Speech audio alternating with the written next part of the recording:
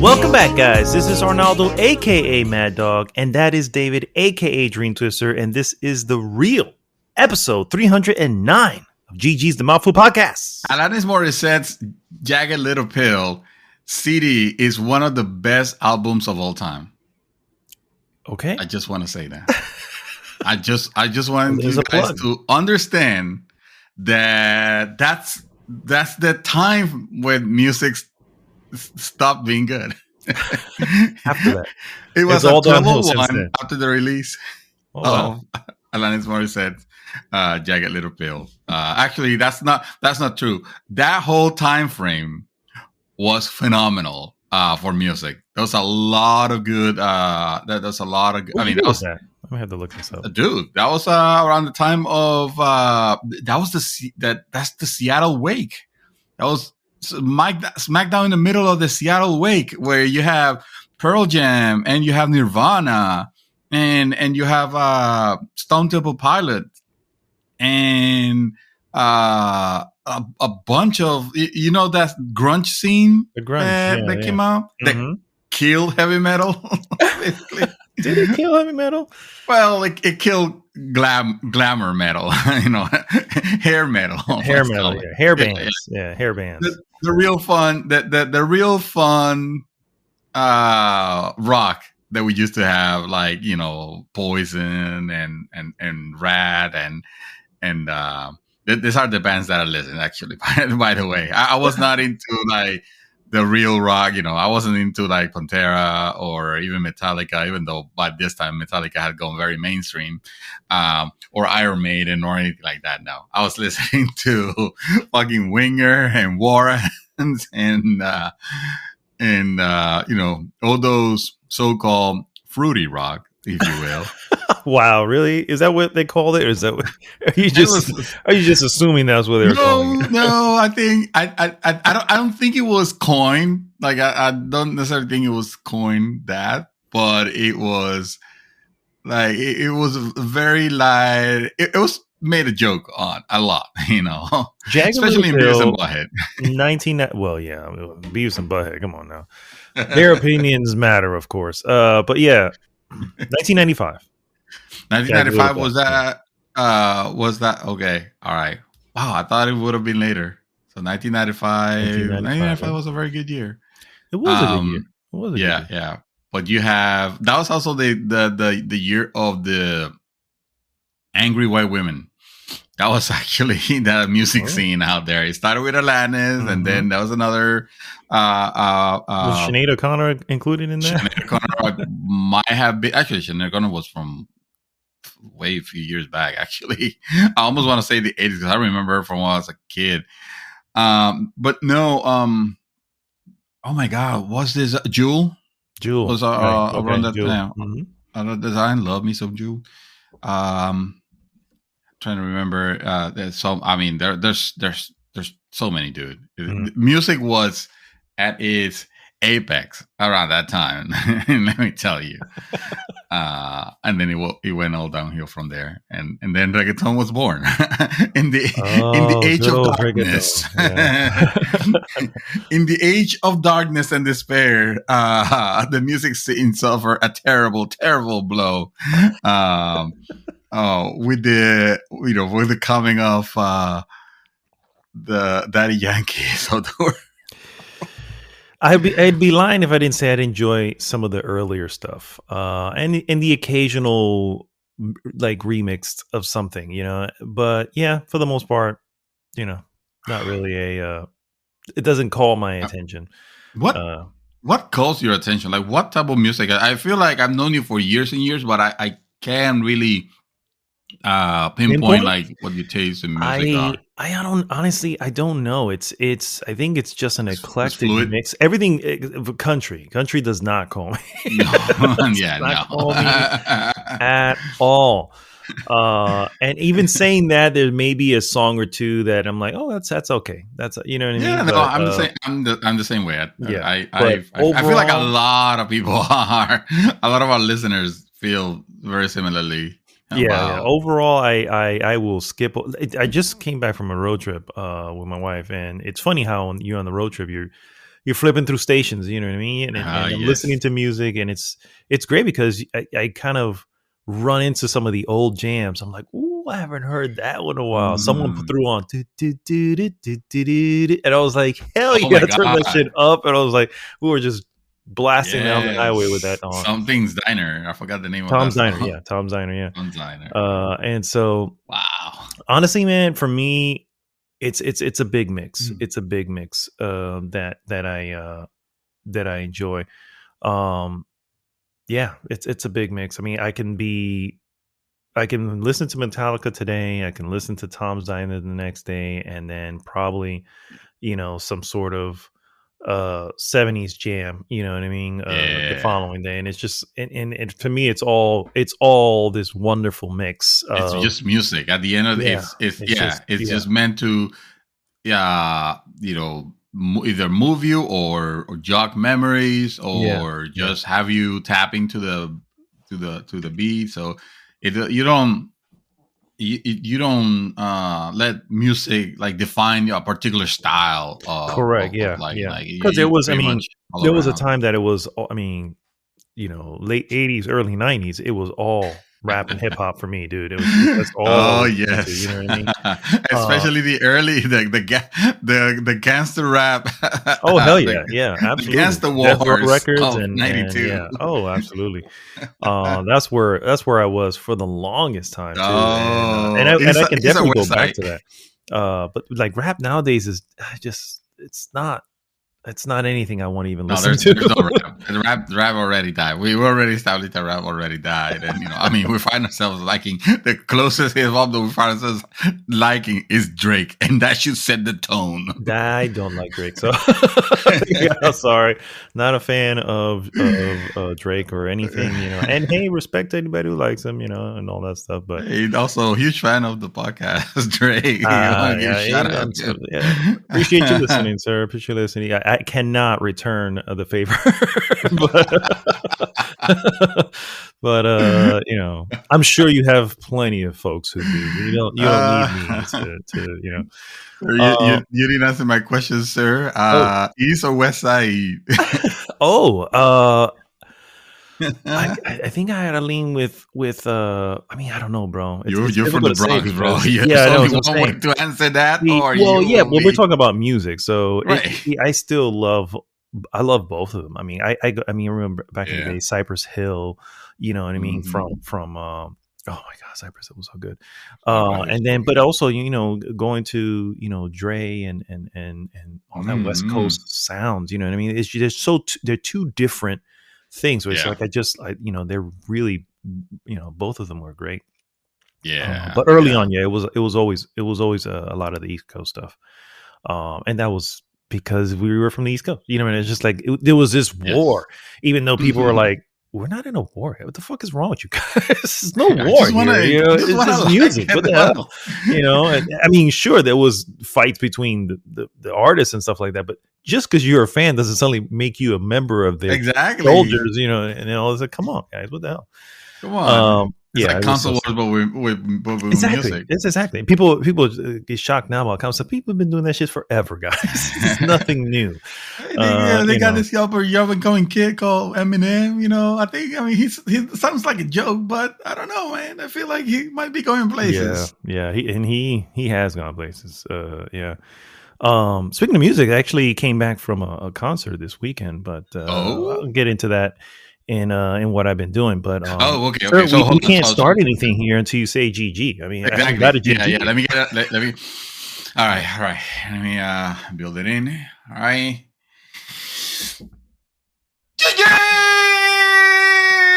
There it is. There it is. The episode is Woo! officially underway now. Yes, we have inaugurated the episode, and I have made some people stop listening. Or And some people crash, when I depending say on where stop they're at. listening, I mean like they have lost their hearing. Yeah. Thanks so much, everyone, for tuning in. If this is your first time listening, first, please, if you haven't already, go to Rocks. Join the conversation there. Of course, that takes you right to our Facebook group. And of course, please like, subscribe, share the podcast with everyone. What we normally do, guys, is we go into what we have been up to, move on into a few or various news items. And then, of course, we finish with our hot topic of the week. This week's hot topic, best video game crossovers. Yes, and if you don't know what I refer to in crossover, it's just, when we take two IPs, if you will, and bring them together in the hopes of making something special. And of course, I did tag the hot topic as the best, but there's some questionable ones and some hilarious ones that I also want to highlight. But yeah, if you go back, from the posting, if you go back far enough, you can see these crossovers for a long time ago. Like I said, Battletoads and Double Dragon, when they joined forces to take on the mean streets of wherever the hell Double Dragon takes place. And so, yeah, Double Dragon should cross over with Streets of Rage. That's the crossover that would be great. Actually, you know what? All three. Throw in the Battletoads. Sure. Throw some Ninja Turtles there. Why not? Let's just make it an orgy of fighters. I mean, all it is a culmination of the genre, right? The beat 'em up genre, and so it's just like, yeah, they all kind of fit together. In comes Mike Agger from Final Fight. Nice, breaking through the wall, like, oh yeah. Exactly. Man. That would be wonderful, man. I'd be down with that. Hell yeah, dude. Anything, my Hager, it's that's character of a generation. I agree. And he's also the mayor. I mean, and he's also the mayor. Exactly. That's the best thing. He's like, I'm going to get down and dirty in the streets with everyone. Yeah, good stuff. All right. Well, I guess we should get started, sir. I'm going to start with what we have been up to, and I'm going to throw it over to you. Right. Sir, all right. What you been? Fair enough. So I've been playing a lot of Tiny Tina lately, except that, oh wait, no, I haven't. I stopped playing that game, not because I was bored with it or it's a bad game or anything like that, because it's nothing of the sort. Tiny Tina's Wonderland, I feel like it's a great shooter. And it's a fun one if you like the Borderlands series. This is more of the same, but that's okay because you like more of the same, and it has some cool surprises and extras with the whole magic system and all that jazz. So nothing wrong with that. I will report back whenever I get back to it, because whenever I just could not, while I was playing, the entire time that I was playing Tiny Tina, I had the voice, that voice that was calling me back to the lands between, like all tarnished, have the call to go back to the lands between. I have been beckoned to return to the world of Elden Ring. And yes, I am fucking playing Elden Rings again.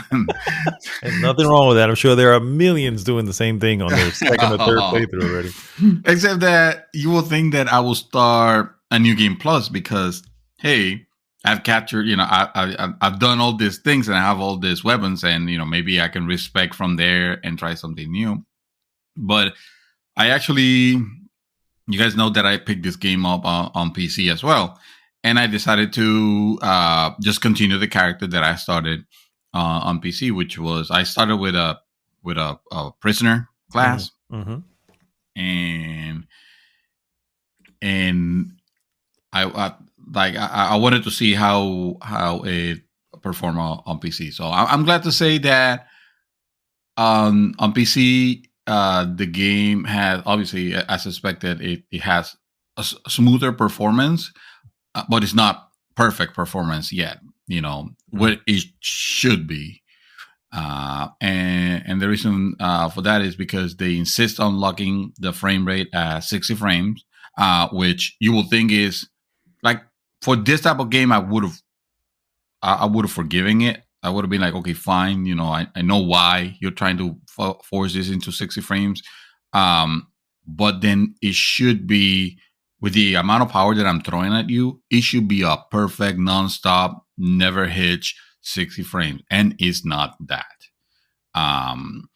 The experience, even though on PlayStation 5, the experience, you could see some areas it'll get choppy here and there. But I think that overall the experience is still better there than on PC, because on PC for the most part is smoother, but when it hitches, it really wants to fucking hitch.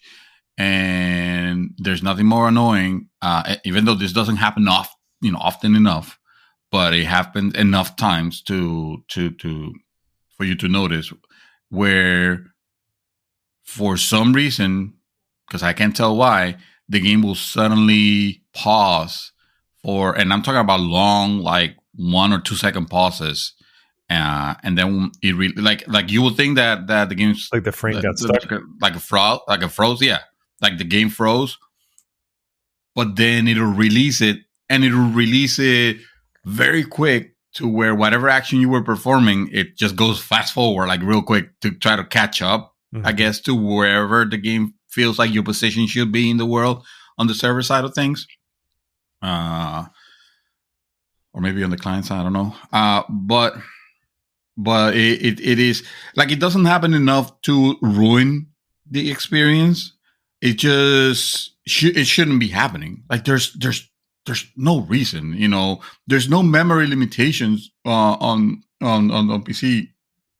If you have, I don't know, even having 8 gigabytes of memory should be more than enough, considering that on consoles you have less memory than that, you're more memory constrained, and you don't have those situations happen. So that's about the only thing that has been bothering me of this sport. I don't mind the fact that it's a type of game that does not support widescreen or anything like that. I feel like as a PC port it should, because Dark Souls Remastered did, but Dark Souls 3 didn't. So so there you go.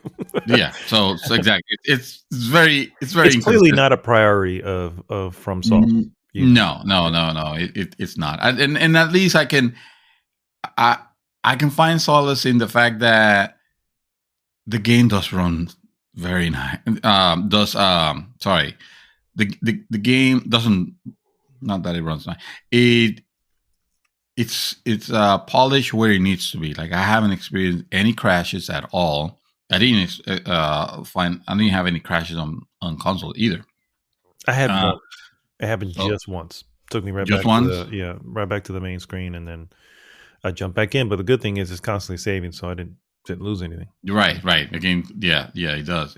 And he nags you if you don't exit properly. He nags you, and you're like, "Bitch, you're the one that crashed." I know. That's the worst part. Don't exit out. No, don't force me out. How about that one? How about that? Exactly. So,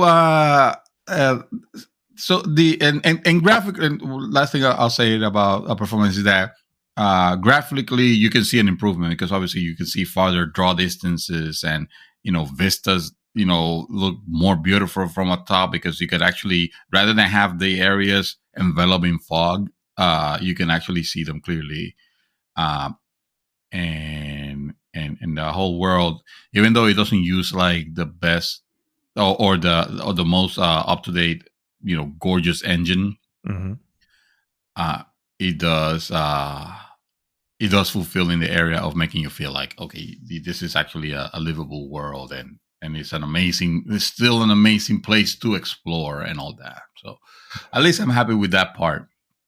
I can tell you that I have been freaking obsessed with the lore lately.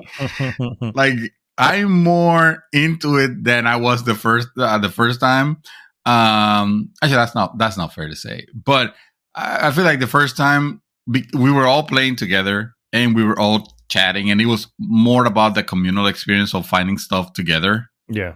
And the lore Um, bits we were sharing the lore bits, but we really didn't have like we didn't have base. we were just sharing bits basically, Right, and just trying to piece together what what we right. could from what we gathered. Yeah.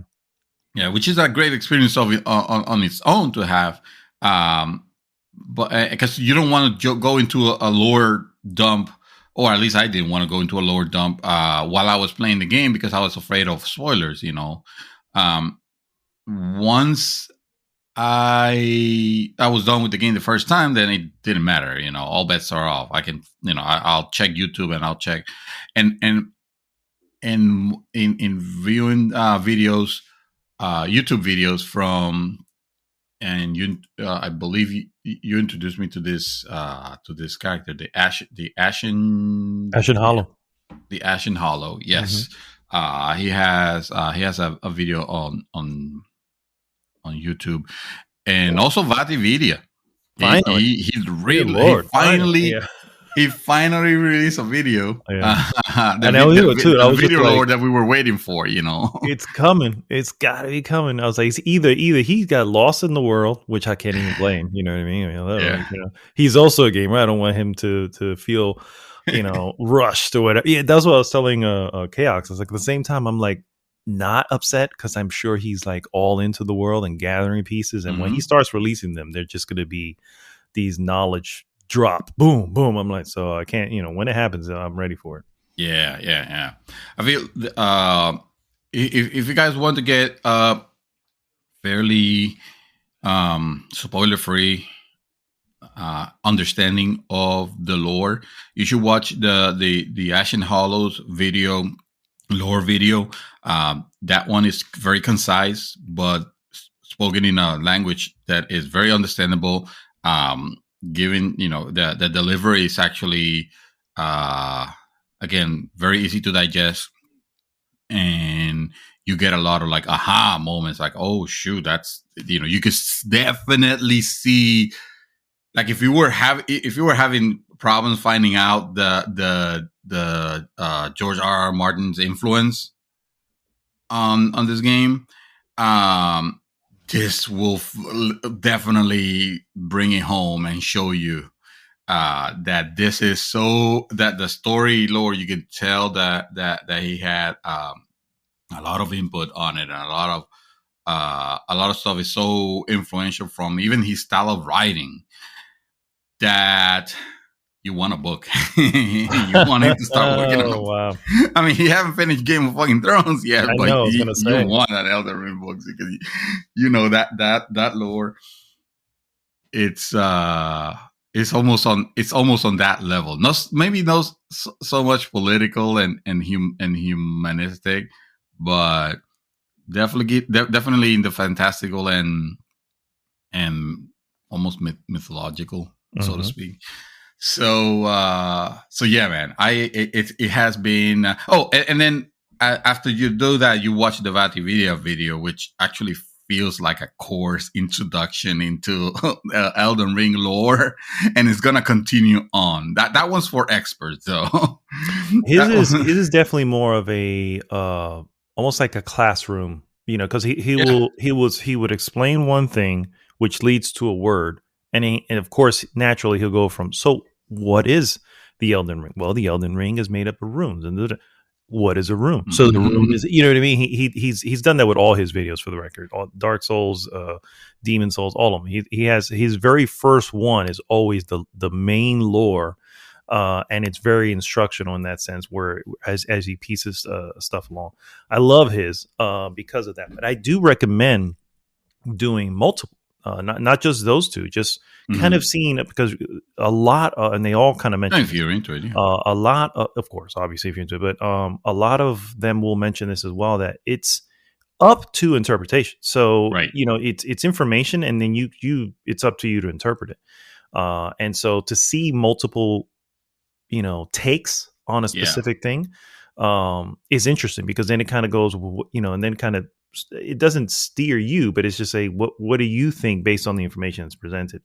Yes. And I that's why I like to see multiple ones, is just kind of see their takes, because there's certain things that are just foggy, and just between Ashen Hollow and Vasividia, there is there. I won't mention it because it's technically spoiler. But again, if you can't fucking find it in the game, good luck. But I won't mention it. But the point is, there is a specific reveal that is, again, up to if it's a reveal, then yeah, you should keep that one. yeah. Because it's a reveal, and so it's one of the things where you know, there's multiple ways of looking at it, and there's evidence to point to both, which is fascinating. And so that's why I say multiple. You should definitely watch multiple, just to kind of get multiple angles of what, of opinions of what they mean.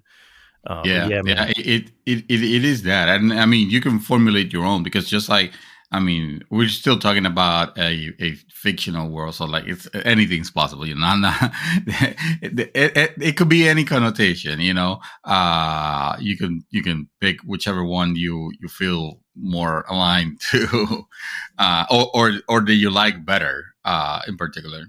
Yeah. So yeah, that having this second playthrough has been an eye opener. It's again, it's watching that. It's watching Tenet for the second time, basically, or any of his movies. Is what's the director's name? I forgot.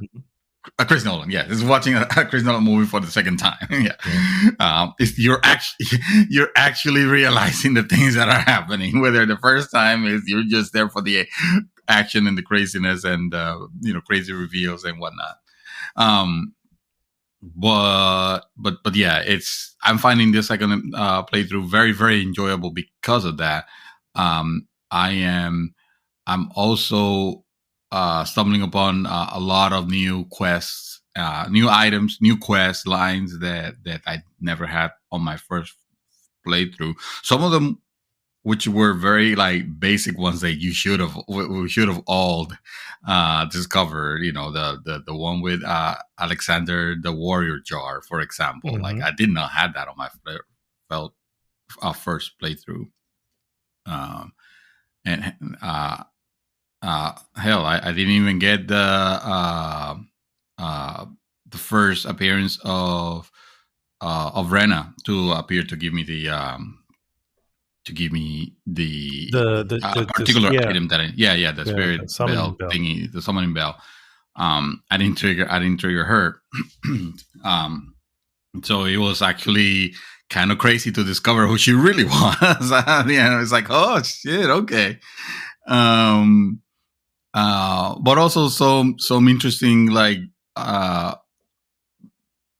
some interesting quest lines that kind of like humanized and grounded this world a little bit more than just everything fantastical Dark Souls, BS, Mm-hmm.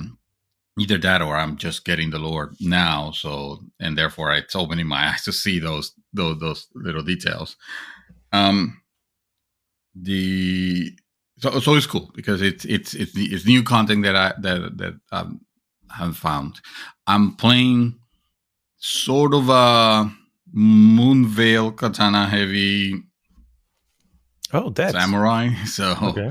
It's almost even though I started as a prisoner, I decided to just try the Moonblade katana and not incantation but sorcery. Mm-hmm. So a lot of intelligence and okay, so intelligence and dexterity. Okay. So my first playthrough was strength and faith, and this one I decided to just switch it over. Still make it a hybrid because I feel like hybrid, those are fun classes to play as, mm-hmm. Because of the versatility. So I decided to go dex and sorcery this time, and I'm already level 84. And I don't believe I've put more than 40 hours on it. So as you can imagine, once you know a lot of the places where you need to go and the things that you need to do, this becomes a lot more manageable game suddenly. Like, Yeah, the sad part is it's cool to and I've kind of thought of it myself revisiting, but I don't think I will, or at least not anytime soon. But it's one of those things where it's great to do that, but it's the first you can never relive that first time because the first time was just discovery. The right, discovery of everything the first time, and that's yeah. I mean, there's still things right. to discover, right? Because there's a lot of hidden things that you Yeah, missed in the yeah, yeah. first Like time. But I've already found out how to actually get into the the manor, the volcano manor, without agreeing without to having it, to align to nice. their. Yeah, yeah, Nice. exactly. So, and I was like, okay, well, that's cool. That's certainly different. Very Dark Souls of you. Thank you very much. And there's still content to discover. Again, is almost like it's not a remake, but it gives you those remake feels where Mhm. you're discovering new stuff. That was added. I feel like the best way that I could that I could tell how I feel it's like, you know, we all went on vacation together, right? You, Mhm. me, Dark, Chaos. We went on vacation. We went to whatever place. It was amazing. We had a great time.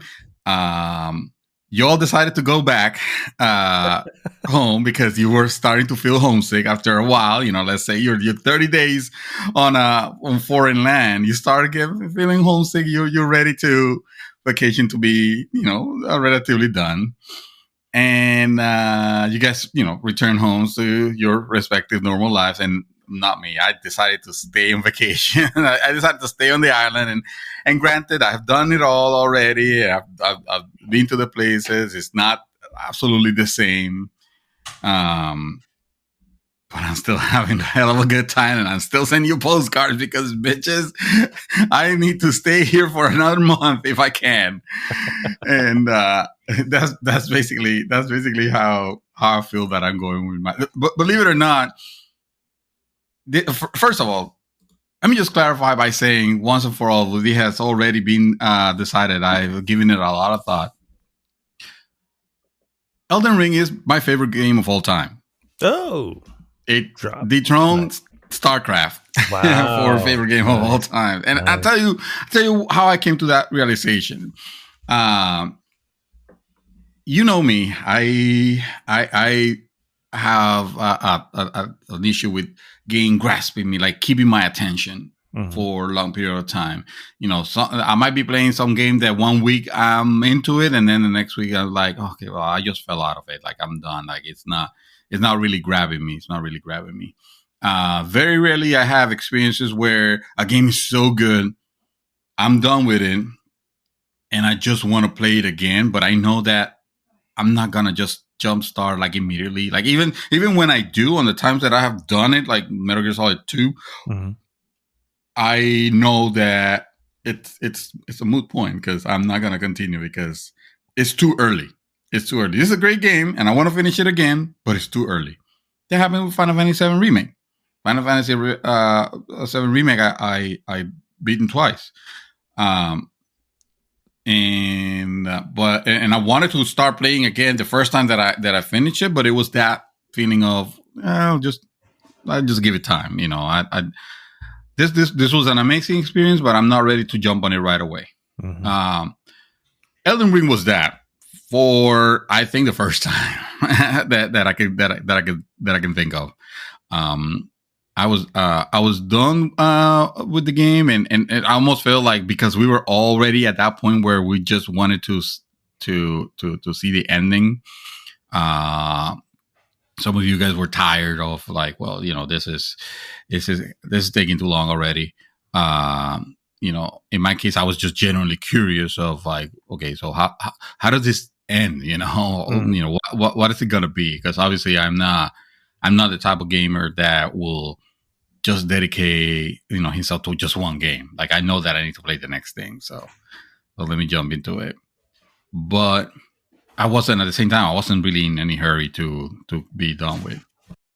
Um, right after I was done with, I just I couldn't play anything else. I wanted to go back. and I did, and that's what I'm, that's what I'm doing now, and that's the reason why I feel like this game has captivated me like no other. It was the same thing that I had with StarCraft, where I wanted to learn about the lore. I wanted to consume like everything about its world. I wanted more. More things to consume, like videos on it or books, and there were books actually on the world of StarCraft. I've seen it in books a million. Huh? I've seen them in books a million. Yeah. And they're not like super or anything like that. They're not gonna be making a Netflix out of them, but they're still good. I don't mean that they're bad. I'm just saying it's like nothing particularly special when you compare it to the stuff that is out there nowadays. But yeah, this one I have decided to crown. Okay, this is your favorite game. You want to go? Like, I can't wait to go back in it. I have yard work to do after the podcast, and I just want to like get it done real quick so I can just jump back and continue my my quest. So far, the boss fights have given me, for the most part, no problems. I feel like I can, like, I've actually beat Radan on the first try last night. Nice. But the motherfucker killed me with an after death attack that was lingering. Oh, and the game decided not to credit me with it. With the win? Huh? It didn't credit you with the win? No, it did not credit me with the win, because I feel like unless you actually get the items that you gain, it doesn't credit you with the win. So I had to beat Radan twice last night. That's bullshit, bro. I've seen it several times where even if you're getting hit and dying, as long as you struck the final blow, you know what I mean? Probably didn't. It was because remember, in that fight, it's so crazy that it's probably one of the summons. Oh, if I had to guess, it's probably one of the summons. But anyway, it was fine, because then I didn't get him on the second try, but then I got him on the third try. So it was like, at this point, like, I have, because I'm so recent with it. I have been managing. I've been managing most of the boss fights like fairly easy. Also, I'm sort of min-maxing my character, so and that attack of the Moonveil, that special attack of the Moonveil is like ridiculous for staggering bosses. So to just spam that a few times, and the boss is staggered already. So yeah, I can't wait to get to fucking Malik and we meet again. No shield this time. I'm not using shields on this nice.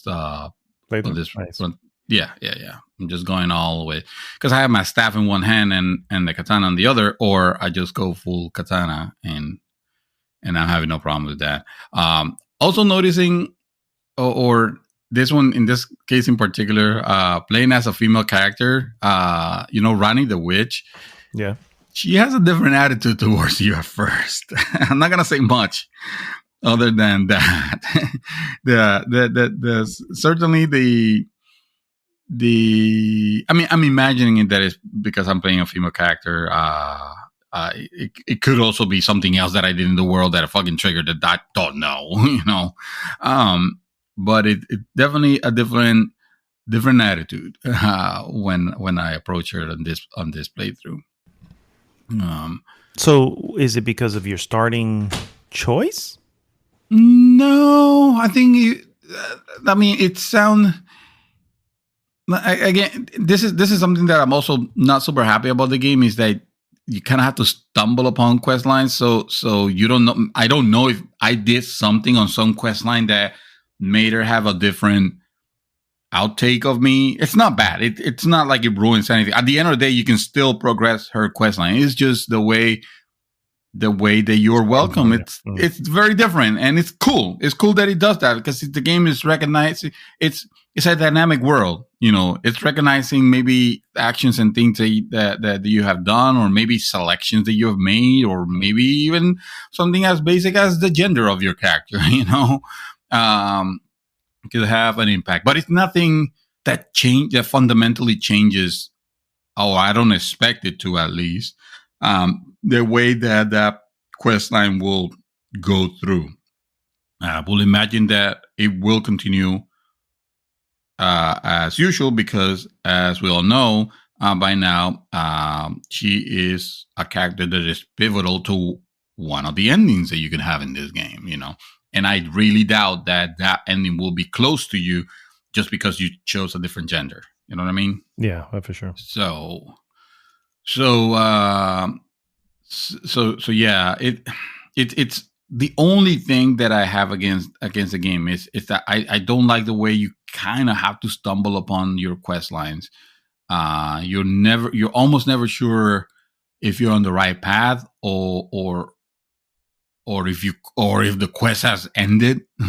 Even like, I thought I had a quest that I had ended on my first playthrough, which comes to find out that, oh no, there was still a lot more that I could do with it. And it was not one; it was actually several. There are a few. Yeah, I know. I was gonna say this. Yeah. You don't know if a decision that you take on one quest will completely screw up another that you might have been working hard on. So that's annoying. Which I guess it don't matter, because for the most part, aside from some very specific ones that absolutely have an impact on the ending, like most of them, they don't really have one. Mm-hmm. But that's the problem, right? You don't know which one will and which one won't. So it's kind of like for you to find out, or like I said, stumble upon. So yeah. But overall, I mean, this is still the closest to a perfect game, to me. Performance issues aside, and I feel like that's the tagline. That's the disclaimer all the time. Well, it's not something, being the reality is, yes, so it has, its occasional performance, but it's obviously not ruining the experience. No, it's like, totally not. It's there, even so the past things that I'm mentioning, it's totally not. So, it doesn't have. It's nothing that happens so often that you will encounter. Like, I might put 10 hours on it and only see it maybe like once or twice. So it's still a phenomenal experience. I've also joined the Vatividia's I guess multiplayer group. Mm-hmm. That he's always finger hunters or something like that. I think it's like seekers or something. Seekers, Secret. Now we're getting. Yeah, that's what it is. Secret seekers. Yeah. Yeah. And I'm noticing, and I've noticed, like, there's some there are icons on my map that I don't know what they are, what they mean. Also, I guess every time there's a message or a blood stain from a character that's also using that password,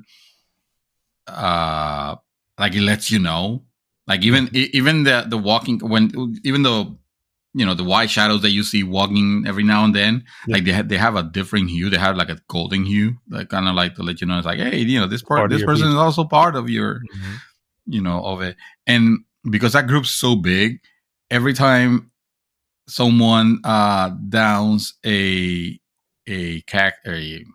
shard bearer, as they call it, one of the main bosses, the game will let you know, and it grants you like a small increase in runes for a time.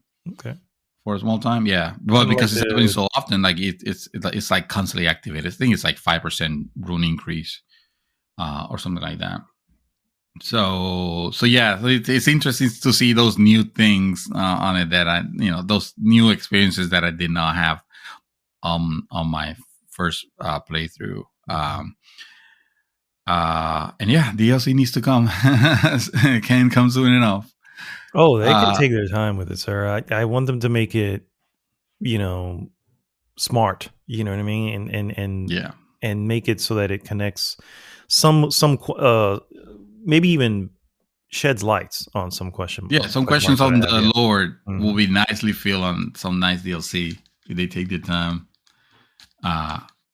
To do something with it. I don't know. I might even want to see like a new take on an ending or something. I don't know. I'm super excited, bro. This game is ridiculous. It's more than I could have ever hoped for when I thought that I wanted to play this game back in the day. I know, right? That's exactly the way I feel. It's like, man, I didn't think it was going to be this ridiculously magnificent journey. Yes. You know what I mean? I was expecting a really good game, and I got that times 10. You know, Yes. it's like, wow. I'm not gonna lie. This is a game where I could at least contemplate. I'm not gonna say will, but I'm just saying right now, feeling the way I'm feeling, contemplate a third playthrough or a new game plus. In this case, I'll probably make it a new game plus with a completely different respect of character. Maybe like a total elementalist. You know, That's what I go was thinking. full front. That's what I was thinking. Yeah, if I do that, now that I know where item, because the whole deal is, remember, I let the path choose whatever. Well, the path is always going to throw regular weapons at you. You know what I mean? So it's like, well, at that point, that's all I have. But now I can probably go in as an astrologer and then just specifically head towards those items that I know, have, they're all int, you know what I mean? And make it a really heavy magic build, and go from there. That's what I'm thinking. If I do, that'll be the way to. Yeah.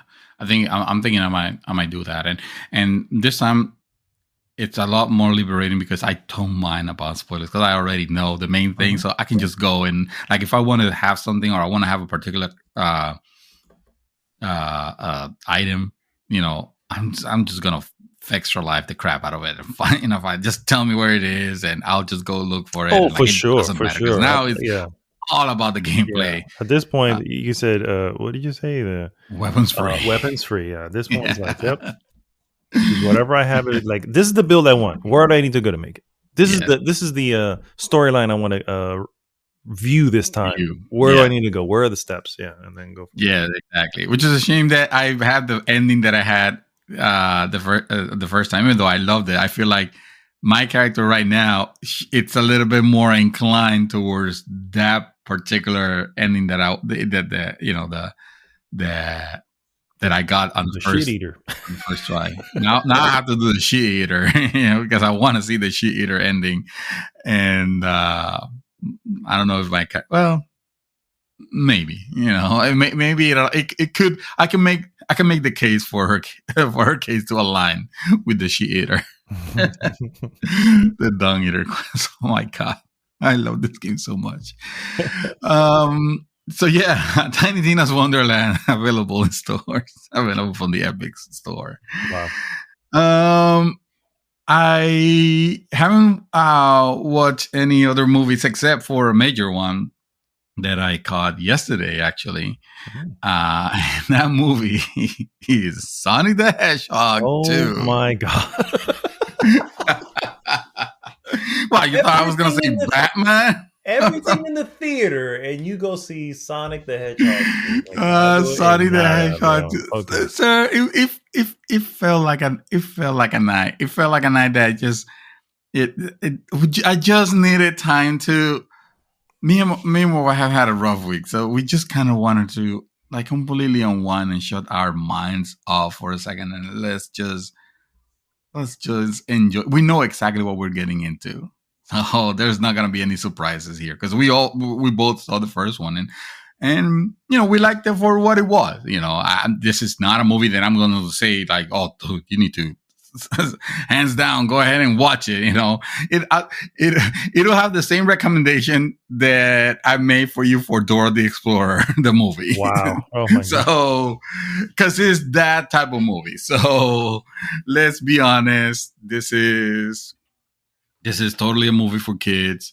It is what I mean by that is like even the stuff that is meant to be like hilarious is just basic, very basic jokes. Very easy, not you don't have to think too hard, digestible humor, which it's not gonna be for everybody. It's not gonna land for everybody because it's not meant for everybody. It's just honestly, it's meant for kids to enjoy. And when you have the first movie had the thing where it was just, oh shit, it's, haven't seen Jim Carrey do anything crazy in a long time.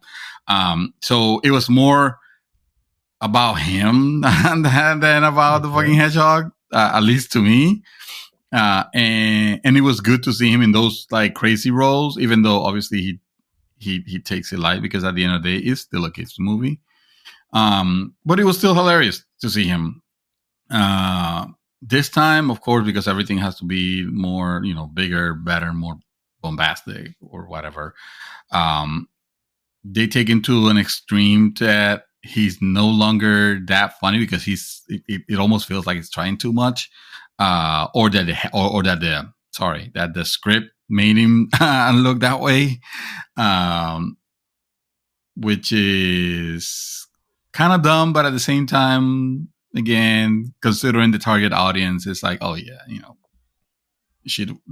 kids will itch this shit out. So It doesn't matter. At the end of the day, it doesn't matter. This is not for me. This is it's not the type of movie that has to offer anything for particularly adult audiences. But I just needed to see Jim Carrey one more time. What, did you enjoy it? I'm still. It's funny because it's like we're dancing around it. So I know you was like, I didn't really want anything. Okay, but did you enjoy it? Yeah, was it worth? I did, but I have to preface it by saying that I've also enjoyed some movies that I will say, yeah, I have fun watching it.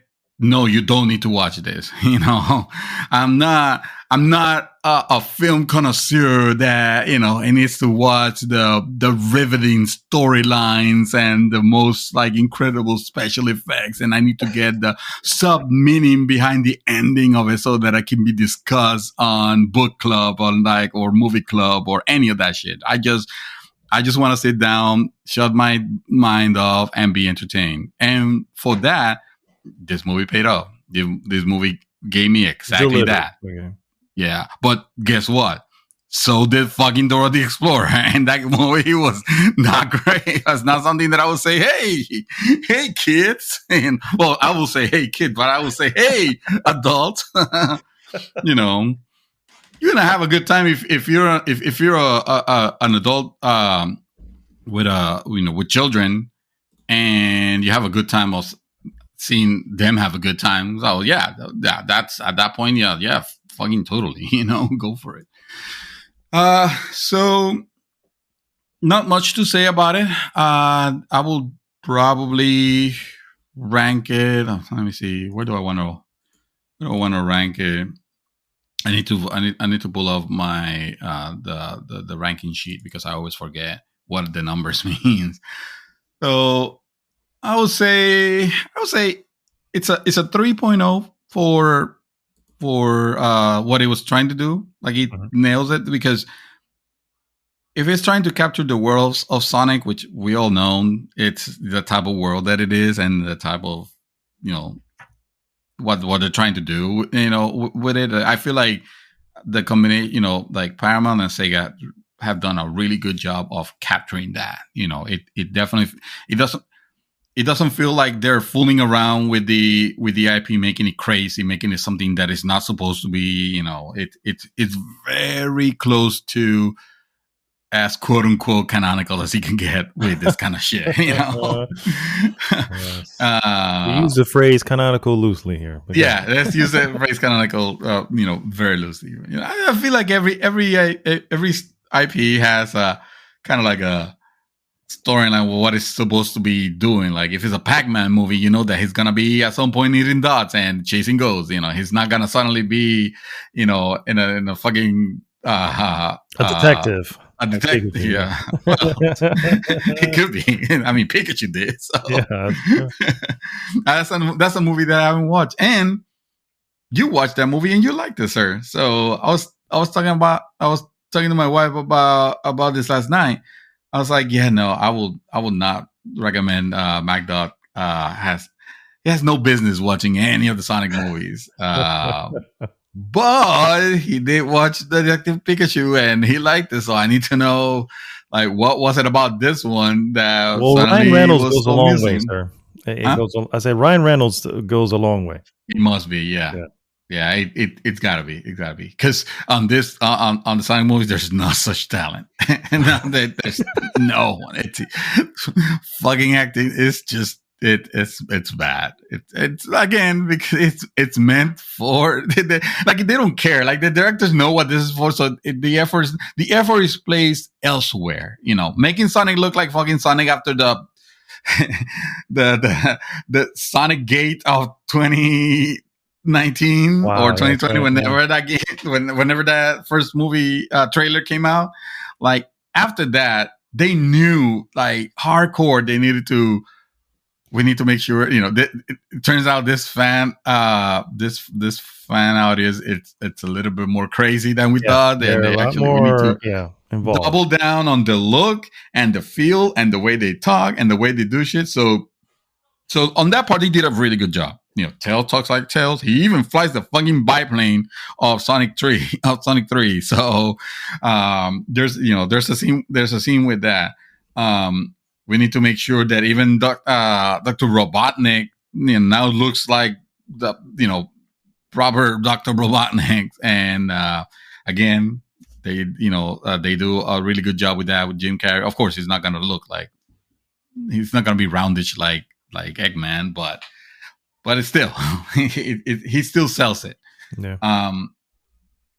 And so all that part is good, but the rest, like as far as the storyline, the message it's trying to do, is like, no, give me a break. It's not trying to do anything different, and it's just gonna give you the same message that has been like regurgitated on this type of movies over and over.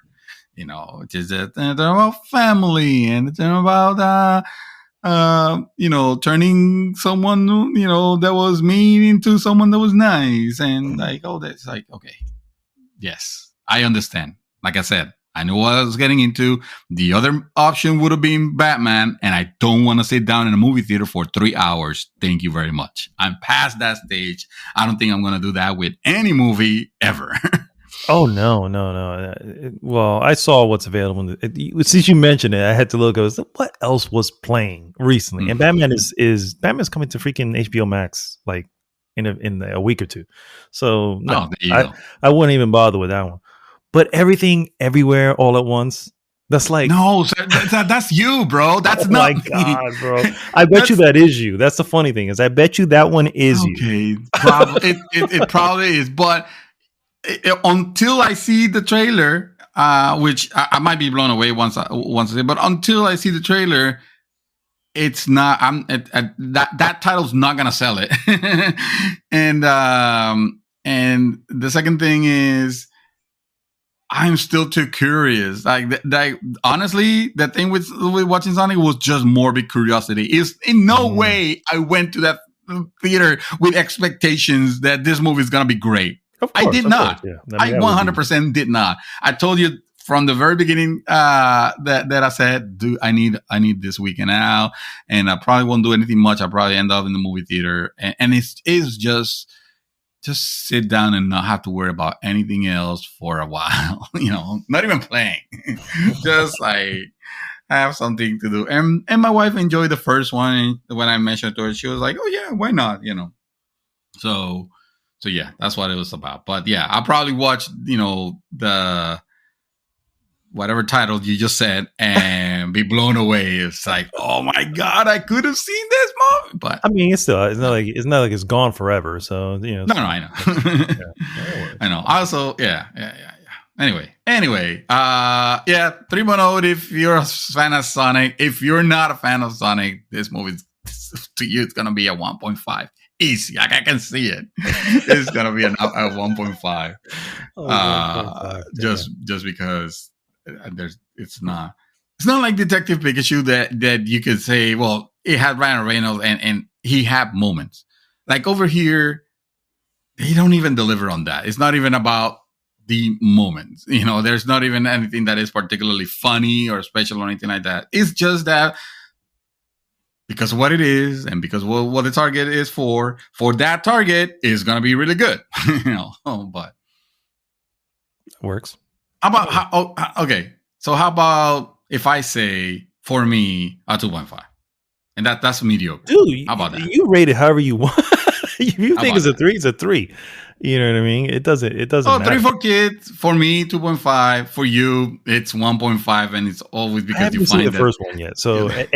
and technically, yes, it's available on Hulu, and I have it added to the list. Really? Yeah, it's I'll be been on the list curious. now for a while.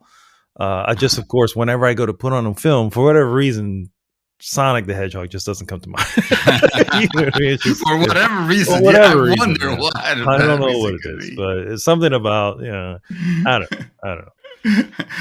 So the question is, do you want to hear me blab about Sonic the Hedgehog and Elden Ring for another hour? Or do you want to tell me what the fuck you've been doing? Oh, well, hey, man, I wait for you to say that's all I've been doing. That's Okay, that's well, in the that case, let me delivery just point. close it with a lock.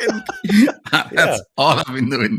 There I've you probably go. done more, but I just, I ran out of time. Well, first of all, Oh, oh, oh. Mhm, Real mhm. quick, real quick. I'm sorry. I just need to say this. Halo. What the fuck, bro? Oh, the show. Yes. Oh, okay. Yes, the show. What the fuck, bro? I had little faith, sir. I'm gonna be honest with you. I saw the trailer when it first, and I was like, "Oh, it looks like it could be something," but it's probably not gonna be anything. Yeah, yeah. It's it's I don't know, bro. I don't. I don't know. It's not looking good. I mean, again, only episode 2, but I'm really, really hating the writing on it. It is because again, it comes very basic. It's like Spartan, stronger, faster, more whatever. It's like it's the line. It's the basic one-liners that they throw that are just stupid. And this version of John, Spartan 117 of Master Chief. Fuck, I forgot his name even. It's kind of wimpy and stupid, kind of emo. I do not like it at all. Oh man, And the actor that plays it is so horribly bad. I knew it, and that's my concern It's with. so bad. Makes me cry. That's my concern with because I think Netflix or someone's involved to do fucking God of War, and I have no idea how they're gonna fucking do that. That's gonna have to have a massive budget, and if it doesn't, it's already doomed to fail. Yeah, And exactly. secondly, you're in danger of really destroying the character if you don't nail that. Fucking alienating you. Yeah, exactly. The people you're trying to get, right? Because those are the ones who should be excited for. You're in danger of doing that. I have a little more faith in The Last of Us, mostly because HBO, and HBO tends to do very good series. So I have a little more faith in that, and not to mention, Pedro Pascal. Love that guy. Yeah. I think that has some talent. exactly. That has some serious. And yeah, you're right. HBO tends to go all out when it goes to budgeting for things that they believe in. Mm-hmm. This one, like I don't see the talent, and I give him credit, or I gave it credit already actually on the visuals or some of the things. Like they nailed that. Don't get me wrong, they fucking nailed the look of the Master Chief, the weapons they use, the world, the places. Like they got that spot on. It's just everything else feels like full motion video for one of their games, and including the story. And Master Chief without helmet is not Master Chief. Like I don't know who this pretender is, but he is hilariously bad. It was going to happen anyway. It's the same thing that happened with Judge Dredd. Judge Dredd never takes off his helmet, and the moment they make a film, Sylvester Stallone is Judge Dredd, and Sylvester Stallone's not going to stay in the fucking helmet the entire film. Nope. Well, that just completely. And the movie was not very good to begin with either. But immediately people were like, "Oh my god, he took his fucking helmet off!" What the hell? But credit to Dredd, the movie that was done more recently. That movie, I forgot his name, but he played the Doc in the more recent Star Trek films. Bones. He played Bones in the more recent Star Trek films. That's the actor. I'm not good with. Okay. Yeah, I'm not good with names. Yeah, I don't remember his name. Carl Urban, that's his name. Oh. Anyway, credit to him. He did what it was required, and that film is really good. For the record, that is an excellent film. It's a perfect 90 minutes. It's action packed galore. It's got awesome special effects. It has a Judge Dredd who does not take off his fucking helmet. You know what I mean? It's just like everything you're expecting from what from the source material. And yeah, it's so if you ever set out to watch any of them, guys, Dredd, just watch Dredd. Don't watch Judge Dredd because that's Mr. Stallone, and that's absolute garbage. Yeah. He needed to have his credit. Sure there's a problem. Right? Actors need to show their face in it, or they feel the need to show their face. It's like, no, you know what I mean? Not if you got to stick to the material here. But it is what it is. Yeah, exactly.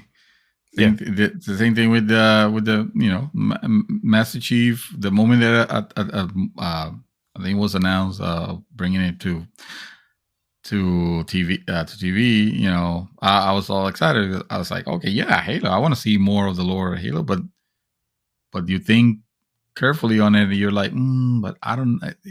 He's not the most personable character in the games themselves. It'll have to be. Exactly. Imagine less so. Well, honestly, you should add, if you haven't already, you should add Dredd, just so you can see.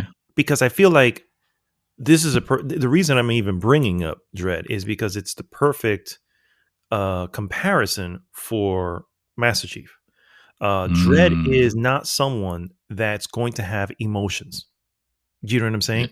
Yeah. And when you make a film about him or a show, and I think that's a problem here with the show part of it is that, you feel the need that you have to have some sort of background and all this stuff. And it's like no one cared about that. And so this is a perfect example in the sense that that's how Dredd is. You don't know of his emotions. It's not about that.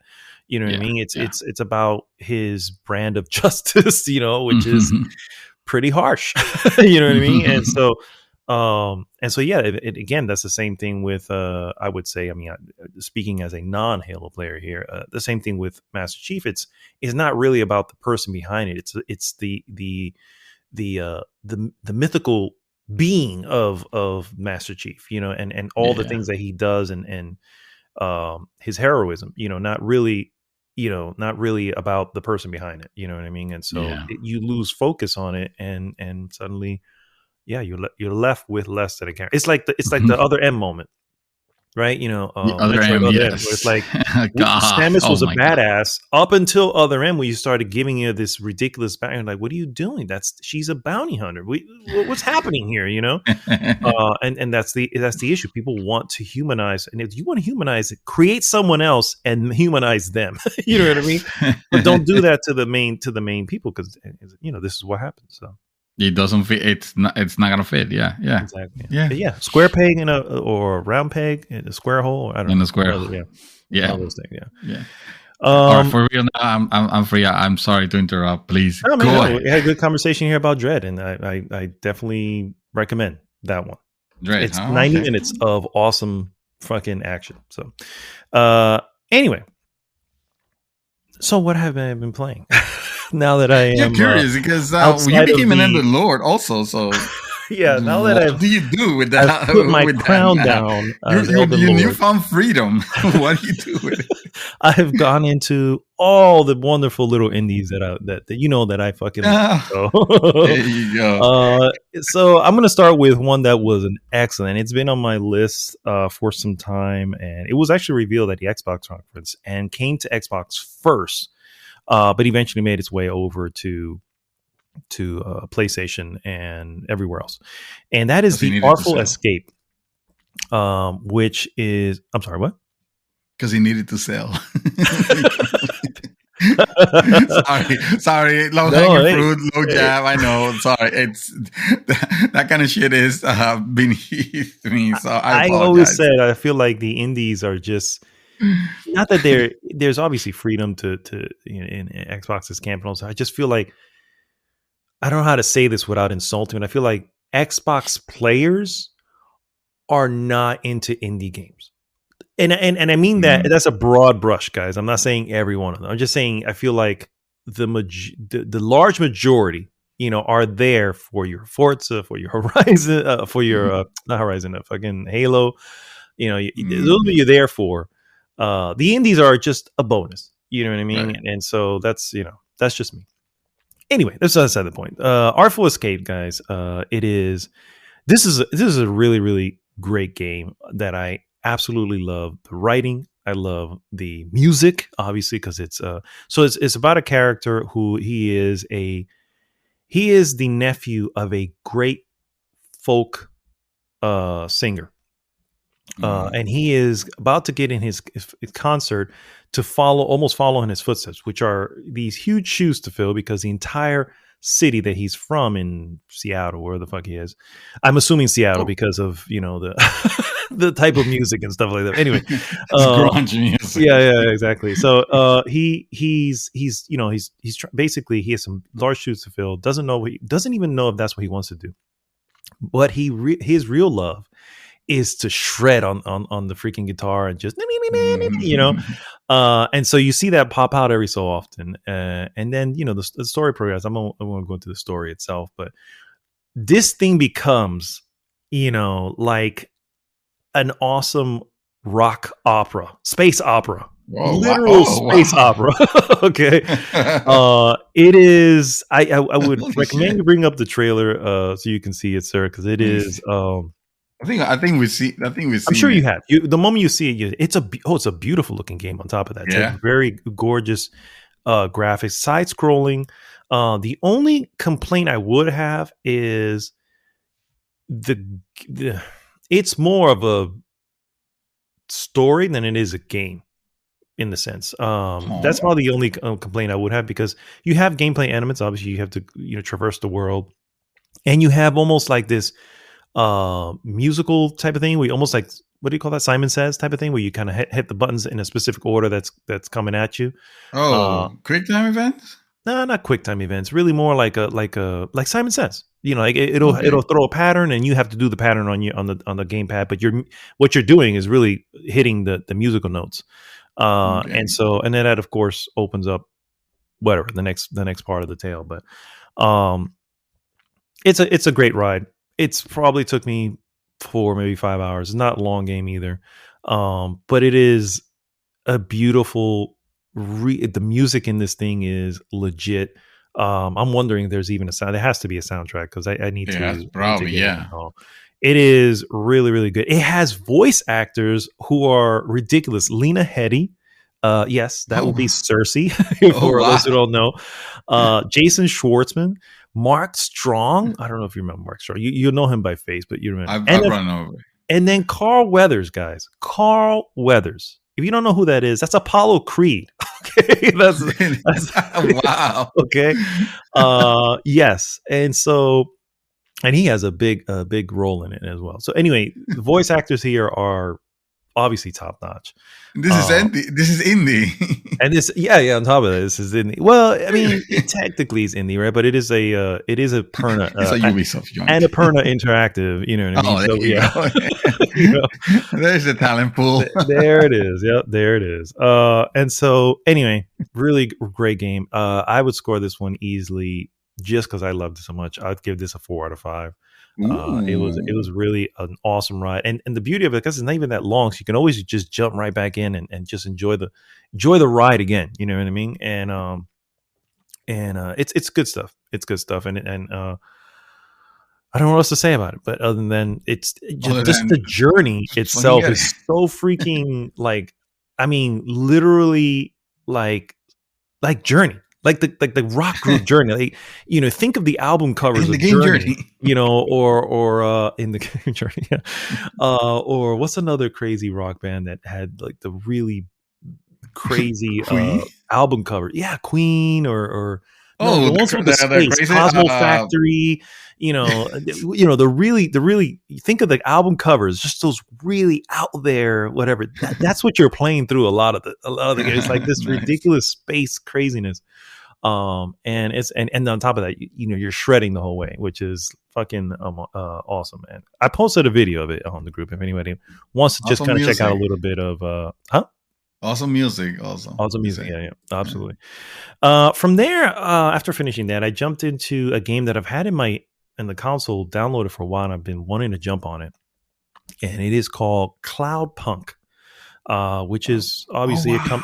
a combination of cyberpunk, because this takes place in a sort of a cyberpunk world. Cloudpunk because you're almost like a taxi driver, sort of, in a Mm-hmm. futuristic landscape. Yeah, remember And this game's not new. This no, it's not game. new at all. Yeah, it's been in my. It's like I said, I've had it downloaded for some time, and I was like, oh, let me just jump on it now. I think I looked to Mhm. see how long it is. I was like, all right, I can probably get through it in a little bit. Mhm. My problem was it was not captivating at all. And whenever my No. character got out of the cab or whatever the vehicle that I'm driving Mm. was the most ugliest little character. It's just like the world was kind of like, okay, this is, and then you see your character, and I was like, what am I? I came. I play as a what is her name? Rania is the character you play.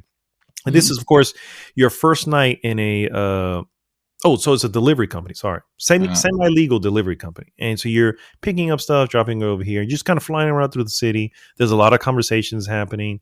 There is some intrigue. At some point you deliver something, and this is at the very beginning, and an explosion goes off, and you're like, was that part of my thing? And did I do that? And now the mystery behind all that, but overall the gameplay was just that: picking up delivering. And the story itself really wasn't as intriguing, so it left me like, mm. so I probably put maybe 2-3 hours in, and I was like, okay, I think I'm done with this. I got my fill of what it was trying to do, and it really just didn't do much, you know what I mean? and, No. and maybe I wasn't in the right place for it, but at the same time I was like, I don't see myself ever really getting in the right place. Just it No. was just yeah, it just wasn't, it Wasn't was grabbing you for. yeah. I don't want to give it a score because I haven't even put 3 hours in it. I just say it wasn't for me. So Yeah. that doesn't make it a one. It just makes it wasn't for me. So Yeah. and the last game that I was still playing right now, I'm actually pretty close to the end, is a game called Foregone. Foregone. Foregone. And I need to see this, this one. huh? I need to see this one. Yeah, 'Cause I don't remember. this one's actually pretty cool because this is a side-scrolling, uh, sort of a 2D platformer action, and it's got loot that you get for different weapons, and then of course you can upgrade those weapons, and it's got a like major boss. It's very Metroidvania in that sense, but it does have a couple elements that are Souls-like. For instance, as you're collecting all your stuff, if you die, all your stuff sits where it's at, and you have to go back to that spot on the map to go recollect them again. Oh, he does that. It does that, yeah. That's probably the only element that I would say is Souls-like in this case. Everything else is much more Metroidvania. Dude, it looks like what is this game that that I'm thinking? It Dead almost look Cells, almost exactly alike, huh? like Dead Cells. Like Dead Yeah, Cells. yeah, it's very Yes. Dead. That was another comparison I would say, other than the fact that Dead Cells is a roguelike. Um, so you don't start from the beginning. You are making progress through levels and stuff like that. But it is it does Mm. move, and move fast like Dead Cells, and Yeah. and it's a lot of fun. This one I'm having a lot of fun with. I'm like I said, I'm pretty sure I'm close to the end, just based on the story elements. Um, It looks very nice. What's the difficulty like? Because it looks it's as weird crazy because as Dead Cell. yeah, well, there were a lot of bosses that I pretty much took on the first time, and then there was a couple that I had to go back 3 or 4 times to kind of figure out the pattern and stuff like that. Plus, on Okay. top of that, you can also grind for stuff, and then just make your weapons more powerful and stuff Oh, like okay. that. I will say there's an awesome little weapon called gunchucks, which are pretty cool. Nunchucks. Uh, I mean, the name itself yeah, sells it. and it was like, okay, this is good. The only problem is the way Gunchuck. she moves it. So there's usually a space in between of a shot. You know what I mean? So you obviously you Uh-huh. can hit them while you're there, or if they're of a certain distance, it'll shoot them as you're swinging the gunchucks. Excuse me. Um, Mm. but yeah, that's a cool thing. But my favorite is this one. It's like a scythe that just reaches out and really just does serious damage from far. Um, what other stuff? She also has she also like you have two weapons at a time. You have a melee and a actual what do you call it? Range weapon. And it could be a crossbow, it could be a gun, could be whatever. And the way it works is you basically as you're because there's no ammo to pick up. You get ammo by using your melee weapon. Mm. And so if you run out of ammo, just start fighting with your melee weapon, and that little by little, puts ammo back into your gun. I don't know Mm. story wise, I don't know how that works, but that's how the gameplay works. And of course, you end up getting new abilities and stuff like that, and it's actually a lot of fun, man. I'm not gonna lie, this one is actually very very enjoyable. Um, I feel like I should wait till I'm done to kind of give the score, but I guess if I'm already right there, I mean, I'm pretty sure I'm going to give this one probably a 3.5 out of 5. Okay, Very yeah. comfortable with That that. sounds With in that line score. with a lot of the reviews that that I'm seeing here. Oh, okay. Like the general Steam recent reviews and all reviews from users, they have it, very positive.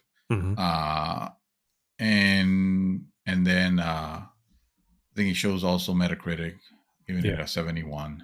It also has a story that is a little cryptic. Nothing Mm, Souls cryptic, but it is right. definitely one of those things where I'm already halfway through the game and I still don't know what the fuck is going on. You know what I mean? It's like, okay, Yeah. at this point, I'm just As really it going through. happens. Yeah, yeah. Dude, but I'm it just looks going like through the it level. looks Yeah, almost like Dead Cells. It's yeah. almost it's Exactly. like holy shit. Yeah, it That's does. It does look a lot like it. It plays a lot like it, and it's. I would say Dead Cells is a little faster. Because I remember yeah. just flying through fucking Dead Cells.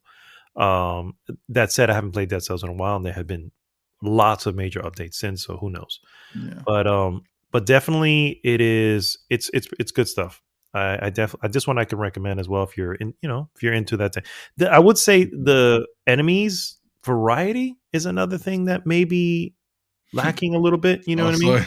also in line with the reviews, yeah. Oh, is Saying okay. that Okay, yeah. I would almost definitely. They, almost they as, tend to repeat. yeah. And they just get stronger. Basically, the more you go into the areas, they're just okay. So this version of it is stronger than the last version because we are in the new area. You know what I Yes. mean? And so that's really all I can say about them. But overall, like I said, I enjoy the heck out of that, man. Enjoy the heck out of that, and I'll probably be finishing that maybe tonight. And my plan, sir, Uh-huh. is to attempt my final try into Cyberpunk 2077. Oh. So that's what's on the docket, and hopefully I don't actually have a backup plan. I'm actually having some faith here that this obviously This is Cyberpunk the is fixed, definitive. and This is gonna have to I'm be the gonna be one. yeah, yeah. And so I should probably have a backup plan just in case it all goes to shit. But I don't think so. I've been hearing pretty good stuff that at this point it's pretty much where it should be, more or less. It's So 1.0. it's 1.0 at this point. Yeah. So Yeah. that's the plan at the moment.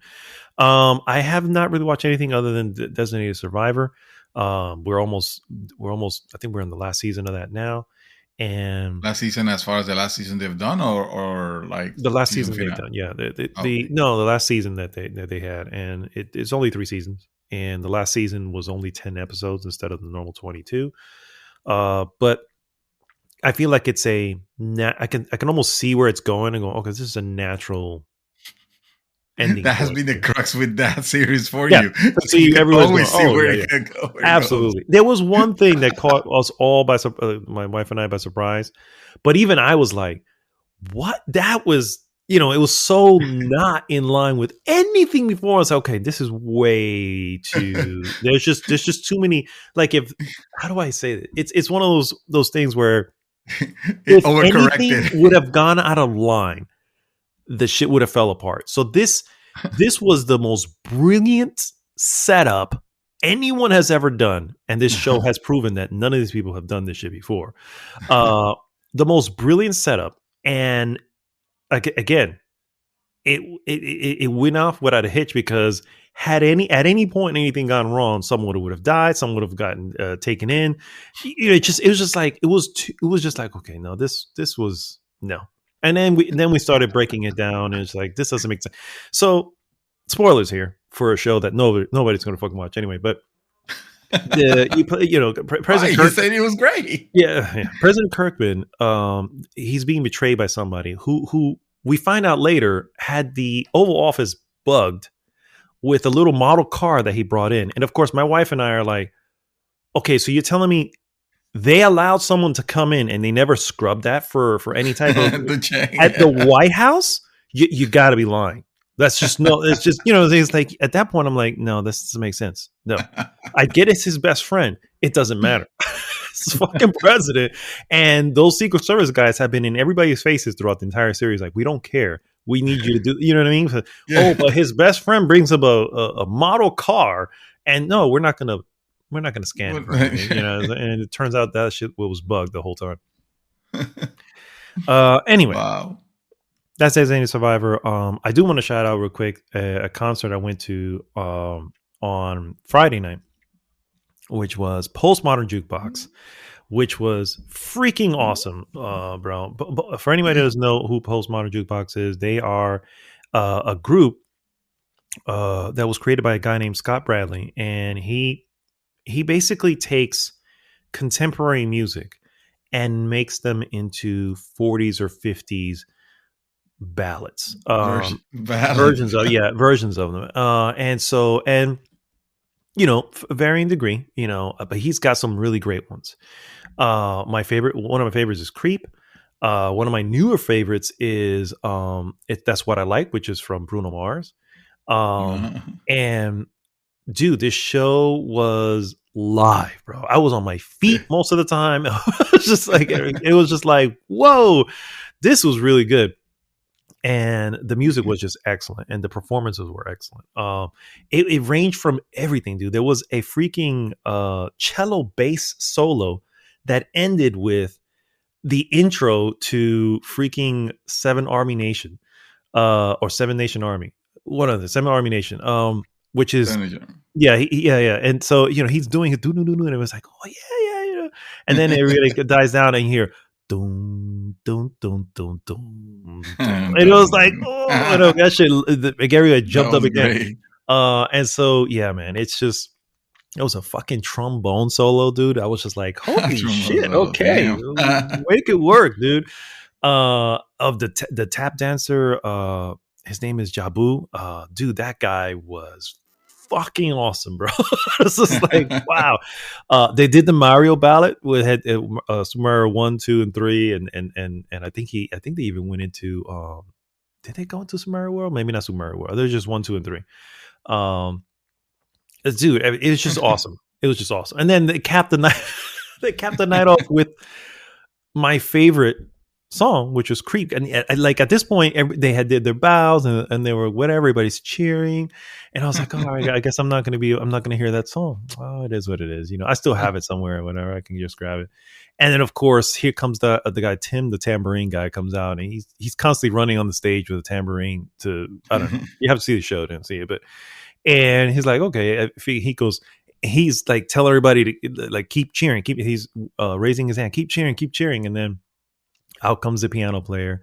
He does a quick little solo, and then out comes walking one of the female singers, and she starts with Creep, and she fucking nails it, bro, to the point where my wife and I were getting misty-eyed with her rendition of it, dude. I was just like, wow. Fuck, that was amazing.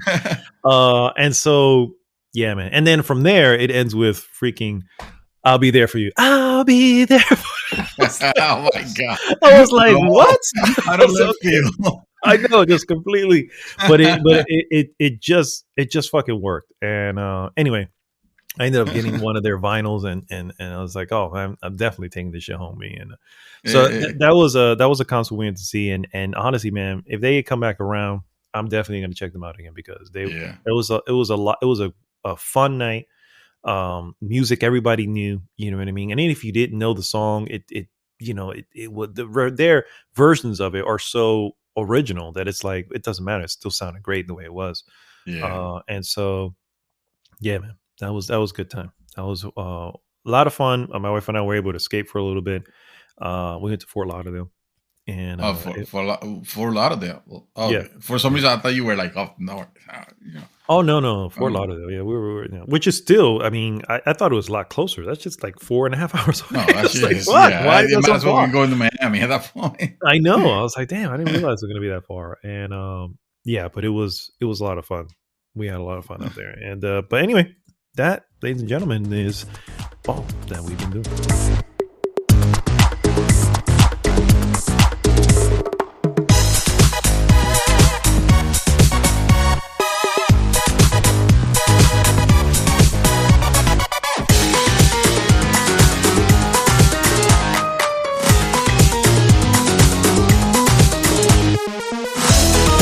And we are back, guys, and I'm going to go into just a couple of news items. Not really even a couple. I split them into two, really, because make it look like there's more than one.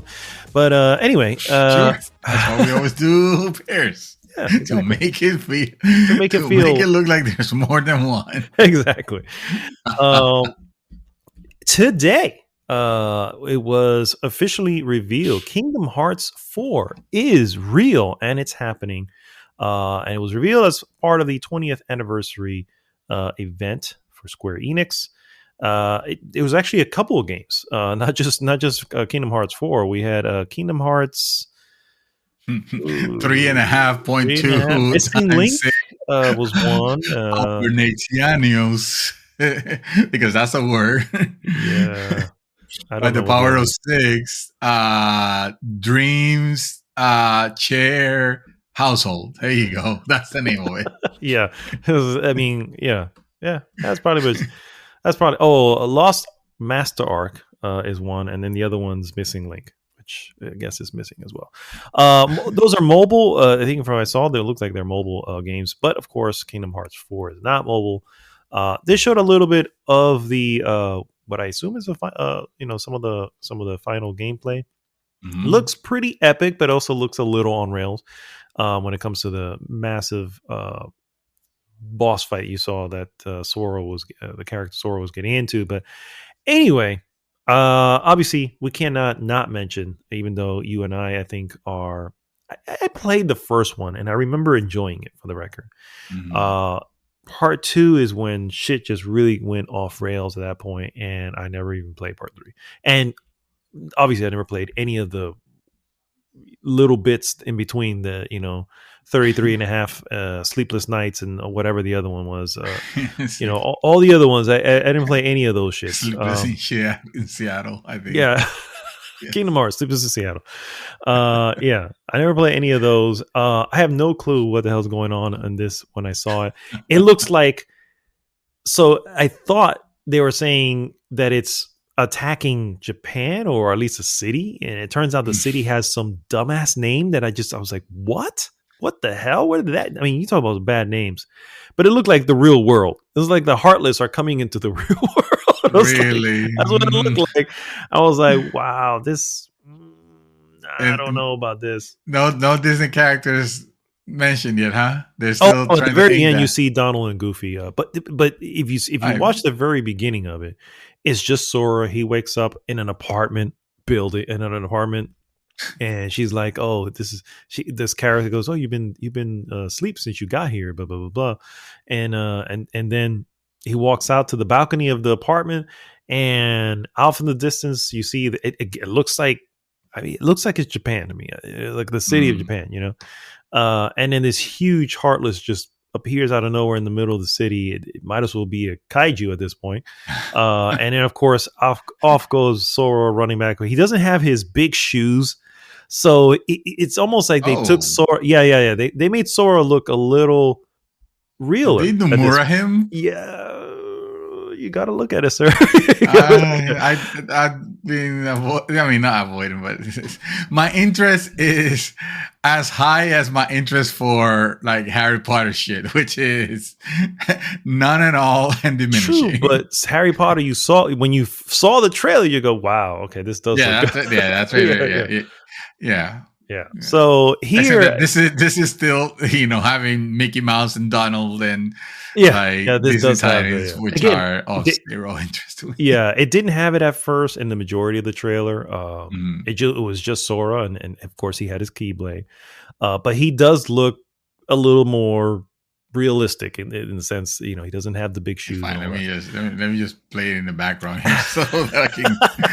I'm not gonna put sound. I just want to see. No. Yeah, and make sure you do the Kingdom Hearts 4 because there's a 7-minute one that has like the early the what do you call it? The fucking this one's the mobile ones at first. Yeah, you want to skip all that. Kingdom Hearts 4 reveal trailer, and yes, it definitely looks like the city is.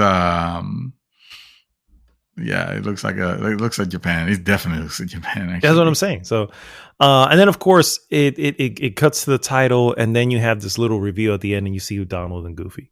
So okay, do they look like Donald Goofy, or they look like a fucking Goofy. Rat and a dog? No, they look like Donald Goofy. And a dog. It was in Japanese. So hearing Donald speak Japanese because he's still speaking with God, Jesus. It's like, wow, I really don't understand you now. You know what I mean? And Goofy also had the same thing. So I was like, okay, all right, I get it. Anyway, it does look graphically, it looks pretty spectacular. But right. I don't know of any interest outside. Yeah, of the fact he's that, bare. It's funny because he is. He's barefoot on the balcony. On the trailer. So you understand that he never had clown feet. So just FYI. Mm-hmm. Now when he goes running through the streets, you do see his he looks like he's wearing just sneakers, just regular old sneakers. Yeah. There's even realistic looking cars and shit. Yes, I know. I'm telling you, brought it down to earth. Actually, figuratively and literally. The girl who wakes him up or was there when she mentions she mentions the name of the place, and it's just some fucking weird name like Quadrufla or some shit like that. Just something stupid. Yeah, something the city really of yeah. And I'm just like, what? Come on, dude. This is fucking Japan. Stop it. You know what I mean? I don't know though. It looks a lot colorless, like substantially so.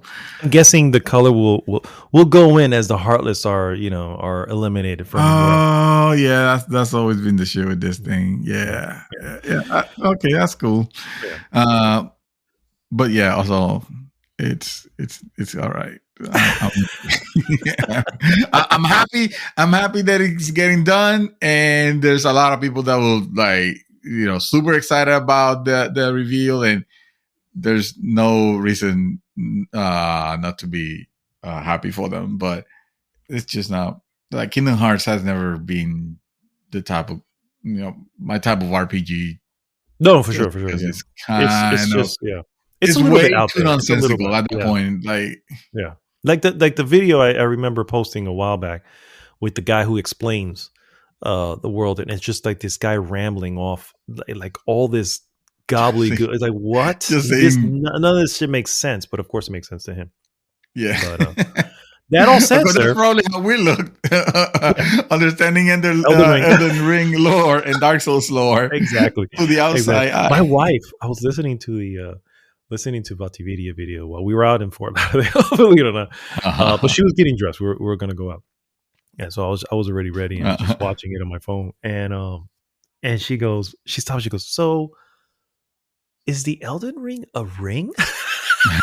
And I'm just You like, would think honey, no, he but he has the yeah, shape yeah. of I was it like, has a loop shape. So no, I was about to say, you really want me to start explaining? Because we're gonna be late for this concert. I'm just gonna say, if I I'm start glad going that at into, least she has the interest to ask. My wife has completely zero interest on knowing anything about it. If anything, this game is her enemy because he has taken some time from her. So if anything, she doesn't want to hear anything that I have to say about it. I'm like, honey, it's the writer from Game of Thrones had an impact on, had a saying, and you can tell because, and I can see like her complete her disinterest face. eyes I'm like, glasses off. Yeah, yeah, I'll tell you later. yeah. Yeah. It's okay. Yeah. It was just a random question. I think she was just listening because she was just putting, her makeup on. She was just getting ready. And she's just kind of listening. So is it a ring? And then she'd see me play it, because she'd be out there in the living room. Anyway, that's beside the point, sir. Moving on. No more on the ring for the moment.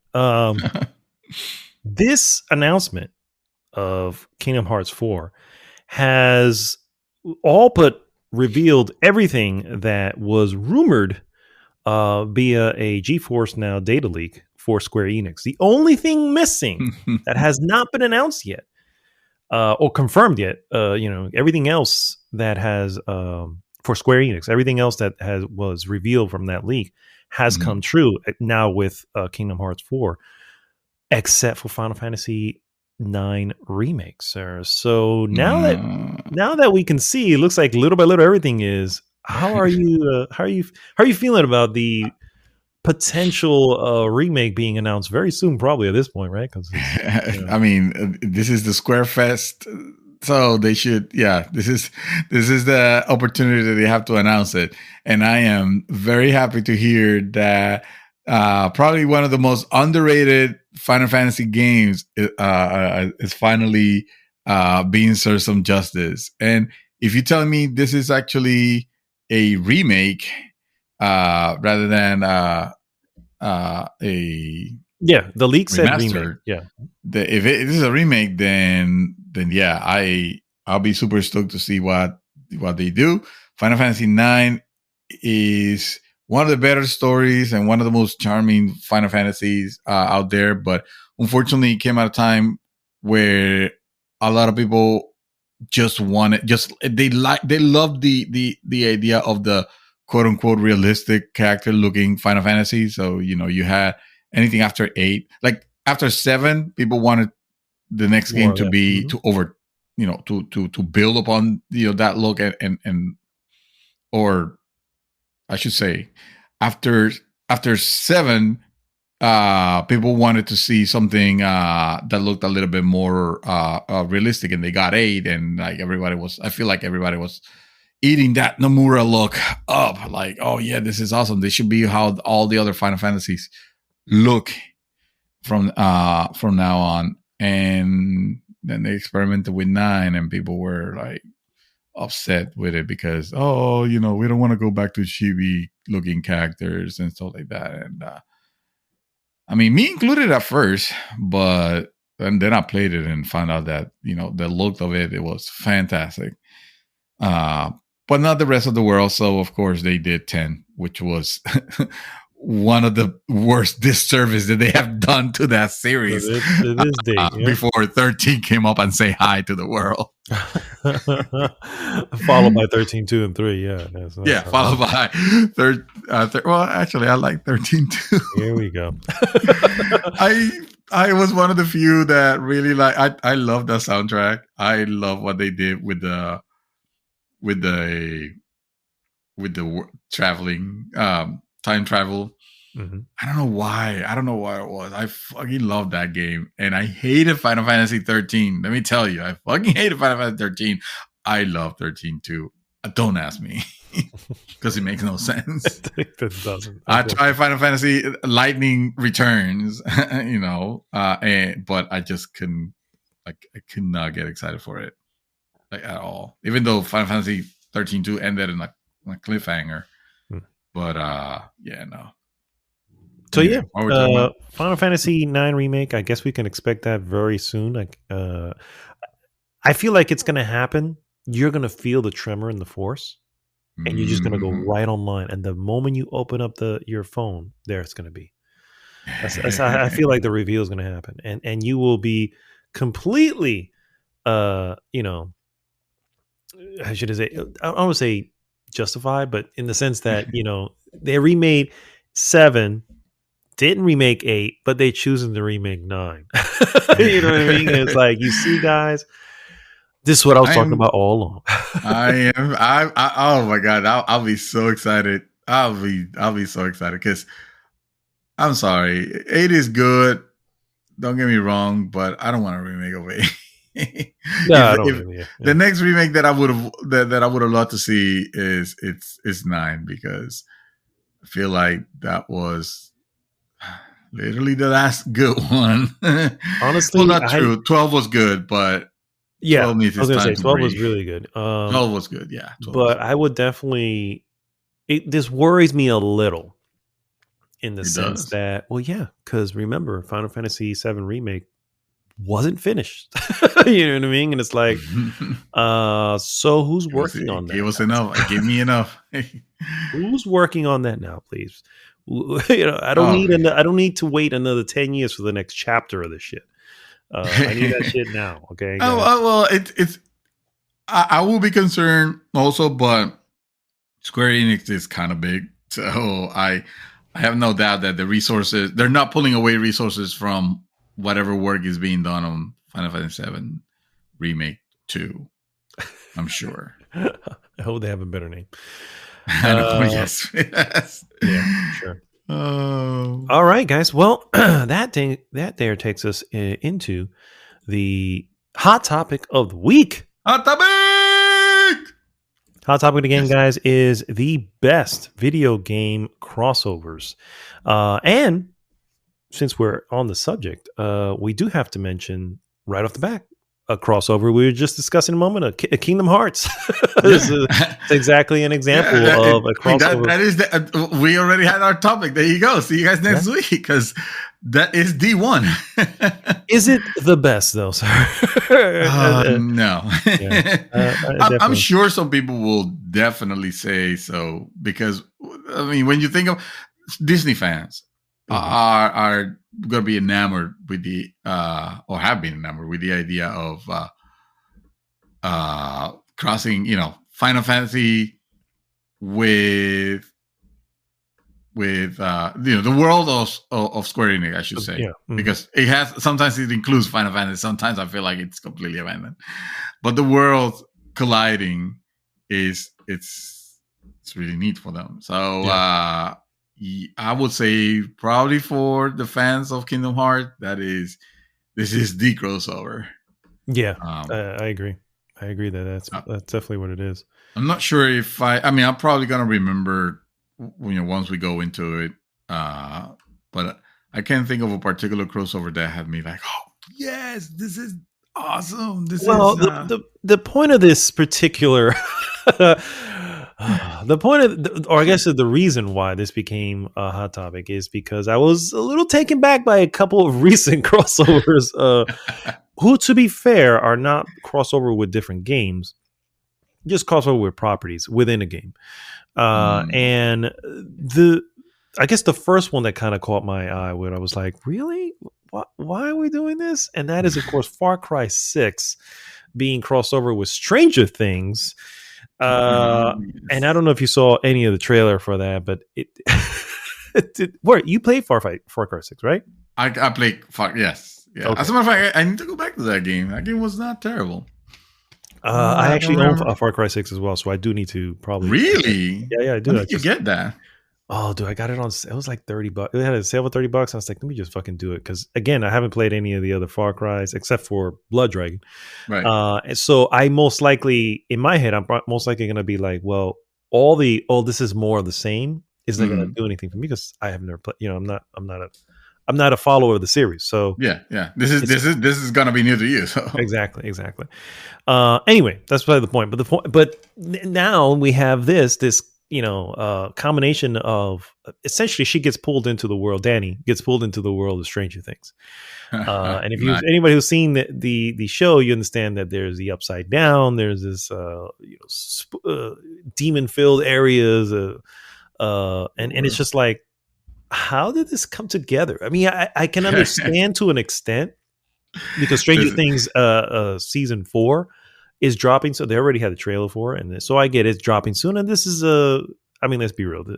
Most of the crossovers are a marketing ploy for the other particular for sure. property. Yeah, and so that kind of makes sense. There, it's just it felt like it's salt and vinegar, not salt and vinegar, fucking oil and vinegar. It's just, I don't know how this is comes together, but if they brought Batman and the Ninja Turtles together, like why not? Anything is possible. I guess that's true. Although I would argue that Batman has been with everything. Batman has been with aliens, has been with Predator, he has been really. Those comics exist, my friend. Those comics exist. Oh, okay. I shouldn't be surprised because I mean, yeah, it's all over. there are. That's basically okay. So we basically gave the ending away of what the thing to learn about the topic is the fact that they're all fucking marketing ploys at the end. There's no reason for two properties to be merged together, especially when they don't particularly seem to be something that will synergize properly, because one of them, it's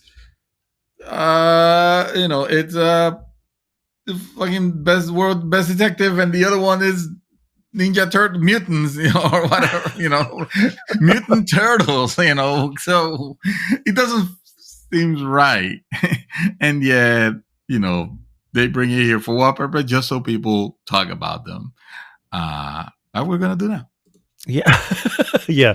The other one that had my head scratching, and you were kind of excited about this one, but I immediately got a little bit, and maybe I jumped the gun, for the record. Maybe I jumped the gun. That's possible as well. But Bloodstained Ritual of the Night is getting a Child of Light crossover.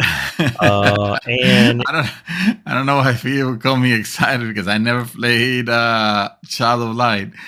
You never played Child of Light? The idea. Wait, I could swear you played Child of Light. You never played Child of Light? No, so you wanted me to play it badly, and I say I was gonna try it, but I never did. You never did. Okay. Wow, dude, I would have bet money you did. But anyway, so Child of Light, guys, is a turn-based RPG by Ubisoft of all people, but it was from the Ubi Arts division, who have, I guess, now long defunct because they've only released 2 games and two really good games. And Child of Light was one of them, and the other one was the World War I. I can't remember right now, but anyway, Child of Light that has been dormant for forever. I guess that's my question. Has been dormant for forever. Suddenly gets combined with Bloodstained Ritual Night, which I know you definitely played that one. Yeah, and so I like that one. What's the advertisement here? Are we getting a Child of Light 2? Should I be excited for that? Is it possible? Maybe it's a way to garner some interest, on it. To garner some interest, see if they can actually greenlight that that project, because from what I understand, you really liked Child of Light. Child of Light was excellent. Yeah. I bet you if you look it up, the reviews, they're going to be, Metacritic high 80s, guaranteed. Yeah. It was an excellent game. It looks really good. My angle was more that I like Bloodstain. I tend to gravitate and like those type of Metroidvania games that are very well done, and this one was like magnificently done. And first of all, just knowing that they're still updating that fucking game, it's kind of crazy. Yeah. And second of all is that they have some guest characters added to it that will inevitably change gameplay a little bit. So if you wanted to play a more blood theme, then yeah, they gives it a different spin, and it's more content for a game that I like. So that's the part where I was like, yes, this sounds like, I don't know much about Child of Light, but I'm looking at gameplay and it plays different in the same environments. It's kind of cool, Yeah. kind of like when we were, children, and we will, fantasize about the idea of, what would a Mario game be like in a Sonic world, or vice versa? What if you had Sonic on the Mushroom Kingdom? Like, how would that play out? That would be wild. I bet it would be crazy. That would be well. That does lead to another one, which was Mario and Rabbids, and Mushroom Kingdom Battle. Or I can't remember what it was called now, but yeah, that's another interesting one, and I don't know if anybody was ever clamoring for that one, but I will say I did find it very well though. It did do very well, so much so they have a sequel coming. Yeah, absolutely. Yeah, and I actually played it. I don't know if you've played it, but I definitely recommend it because it has that XCOM type turn-based battle, which is really cool. Really cool. Yeah, definitely adds strategy behind the battles. But I will say, keeping it on Ritual Night for a moment here, it was cool to see the character come in, Miriam, when I was playing Blasphemous. That was out of left field, and those two melded well, I would say. Blasphemous and its crazy old Spanish Catholic, whatever, and then the crazy world of Miriam. Yeah, I feel like those two melded really well, and she fit right into that particular.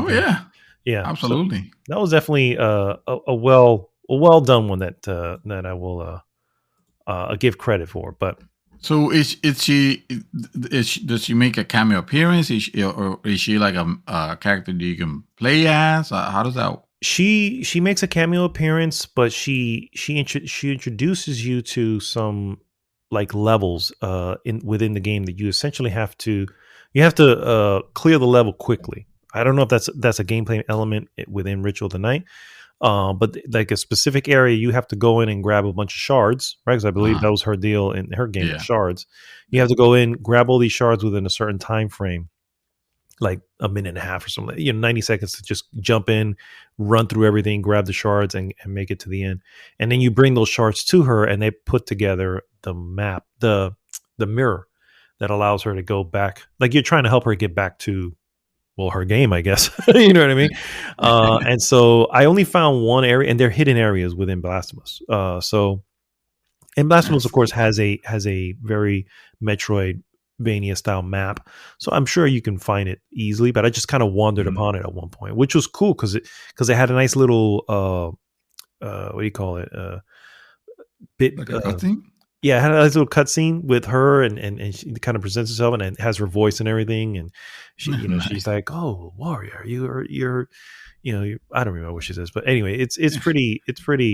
That, like I said, that I felt like that was very organic, and definitely, I wouldn't. Well, I guess there are always advertisements for each other, I'm sure, but but definitely, I felt like that was much more earned. You know what I mean? And the funny thing is, I had to read. First of all, I did play Blasphemous. I haven't been or anything like that, but that's a game that I really like, and I want to go back. I'm on the last boss. You know me. I'm on the last boss. so you're done. Pretty much, I'm done. I can finish this game if I wanted. Yeah. It is still installed, so I'll give it that much because I know I just jump back in, but I have to. It's been so long now that I'm gonna have to just get used to the before going back in. But anyway, that one's still installed on Steam. I uninstalled Bloodstain, but I'm gonna have to put it back now because we got playable characters. There's a Child of Light coming into Child of Light. No, I think I have. Isn't the guy from? I'm thinking the guy from Dead Cells. was here, but now I don't. Now I don't remember. Now I'm Is not there a sure. crossover for him? Let me see. Dead Cells. I'm not sure. I could be. I could be wrong.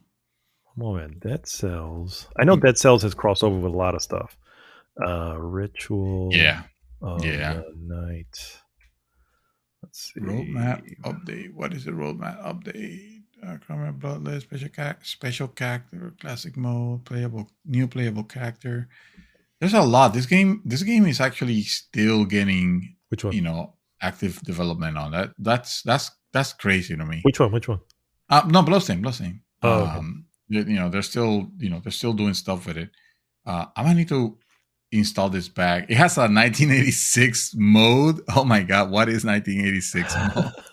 I don't know. Oh, it maybe looks like. Does it look like It says 1986? restricting Miriam's abilities within the mode. Oh, fuck that. I don't want that. It says no backflip, no backstep, no slide. Mid-air control is reduced. Cannot jump off stairs. So it's basically making it feel like Castlevania. Yeah. Cannot jump onto stairs. Extended whip is not available and cannot stand crouch mid whip animation. Oh, well, fuck that. I thought they were going to do something with the graphics.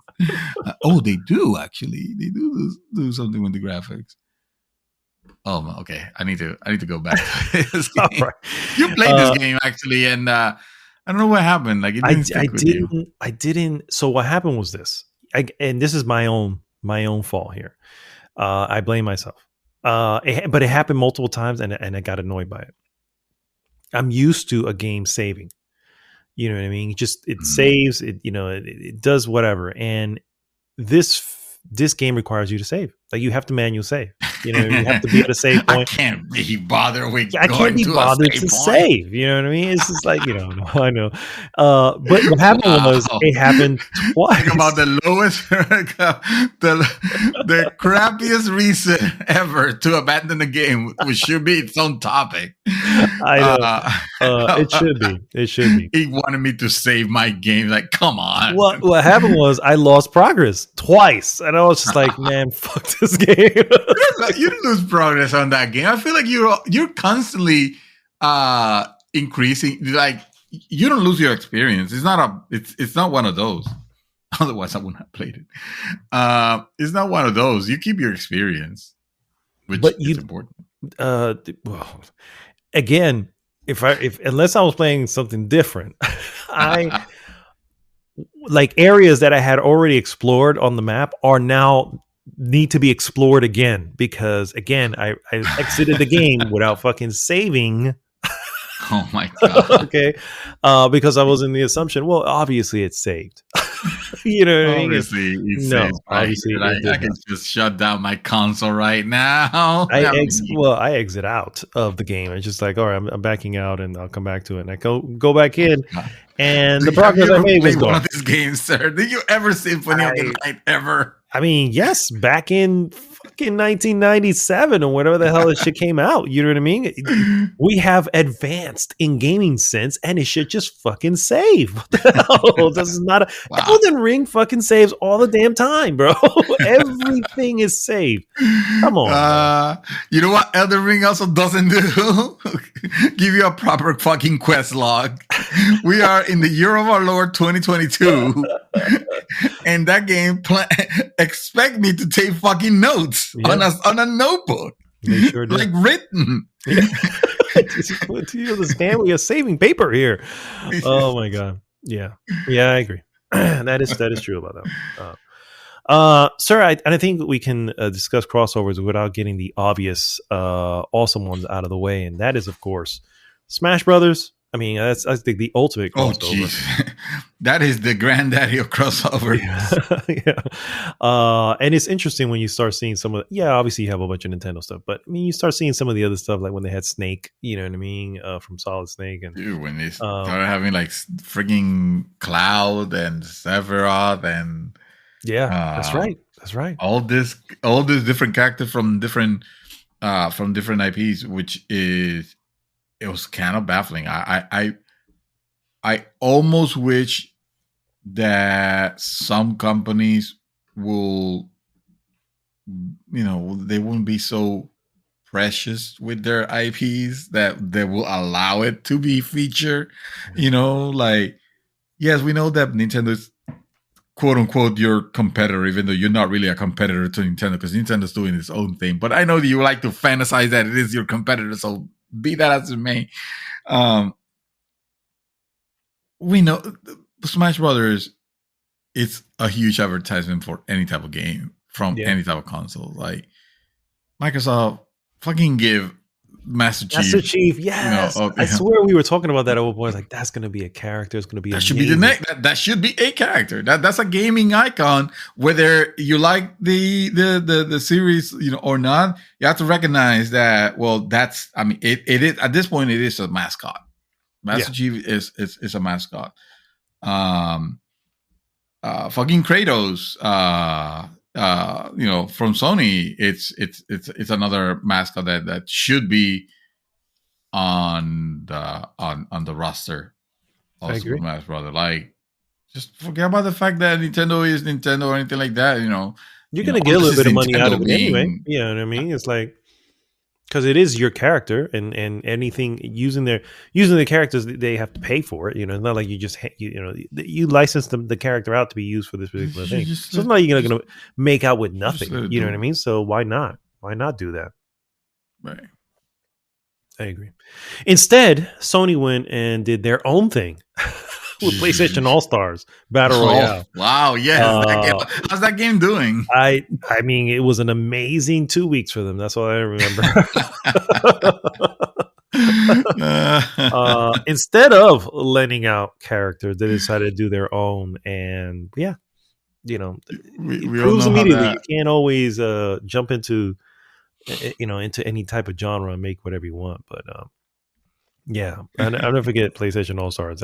That shit was sad, bro, because it only for that 1 year it was like wow, and it still wasn't nowhere near as good as the other one. So, but I agree. If they would have given those characters over, an interesting one you mentioned Kratos, and I remember seeing him in freaking oh my god, what is his name? Shovel Knight. Yes, Shovel Knight, that fighting game. What the fuck was that fighting game called? Soul Calibur, was it? Was he in Soul Calibur also? No. Oh. I mean, I don't know. Kratos. Yeah, Kratos was in Shovel Knight. But yeah. Wait, Kratos was in Shovel Knight? Yes, he was someone to fight in Shovel Knight. No. Yes. I did not know that. Yes. Let me look it up here. Shovel Knight. Kratos. There you go. I know Kratos was a crossover in it was not fucking I missed it. It was actually Mortal Kombat. Which one? What do you mean? Remember that? Yeah, probably 10, if I'm not mistaken. Was Kratos? No, you got me. Let's see. Kratos Mortal Kombat. Kratos Mortal Kombat. He would fit right in with Mortal Kombat. I don't know if he was there. Yeah. It was. Yeah, he was there. I'm trying to find which one. Let's see. Kratos, God of War, up here.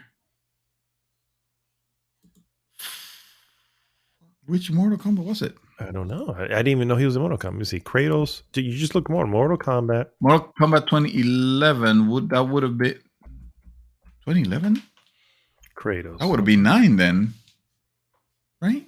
Yeah, he was in Mortal Kombat.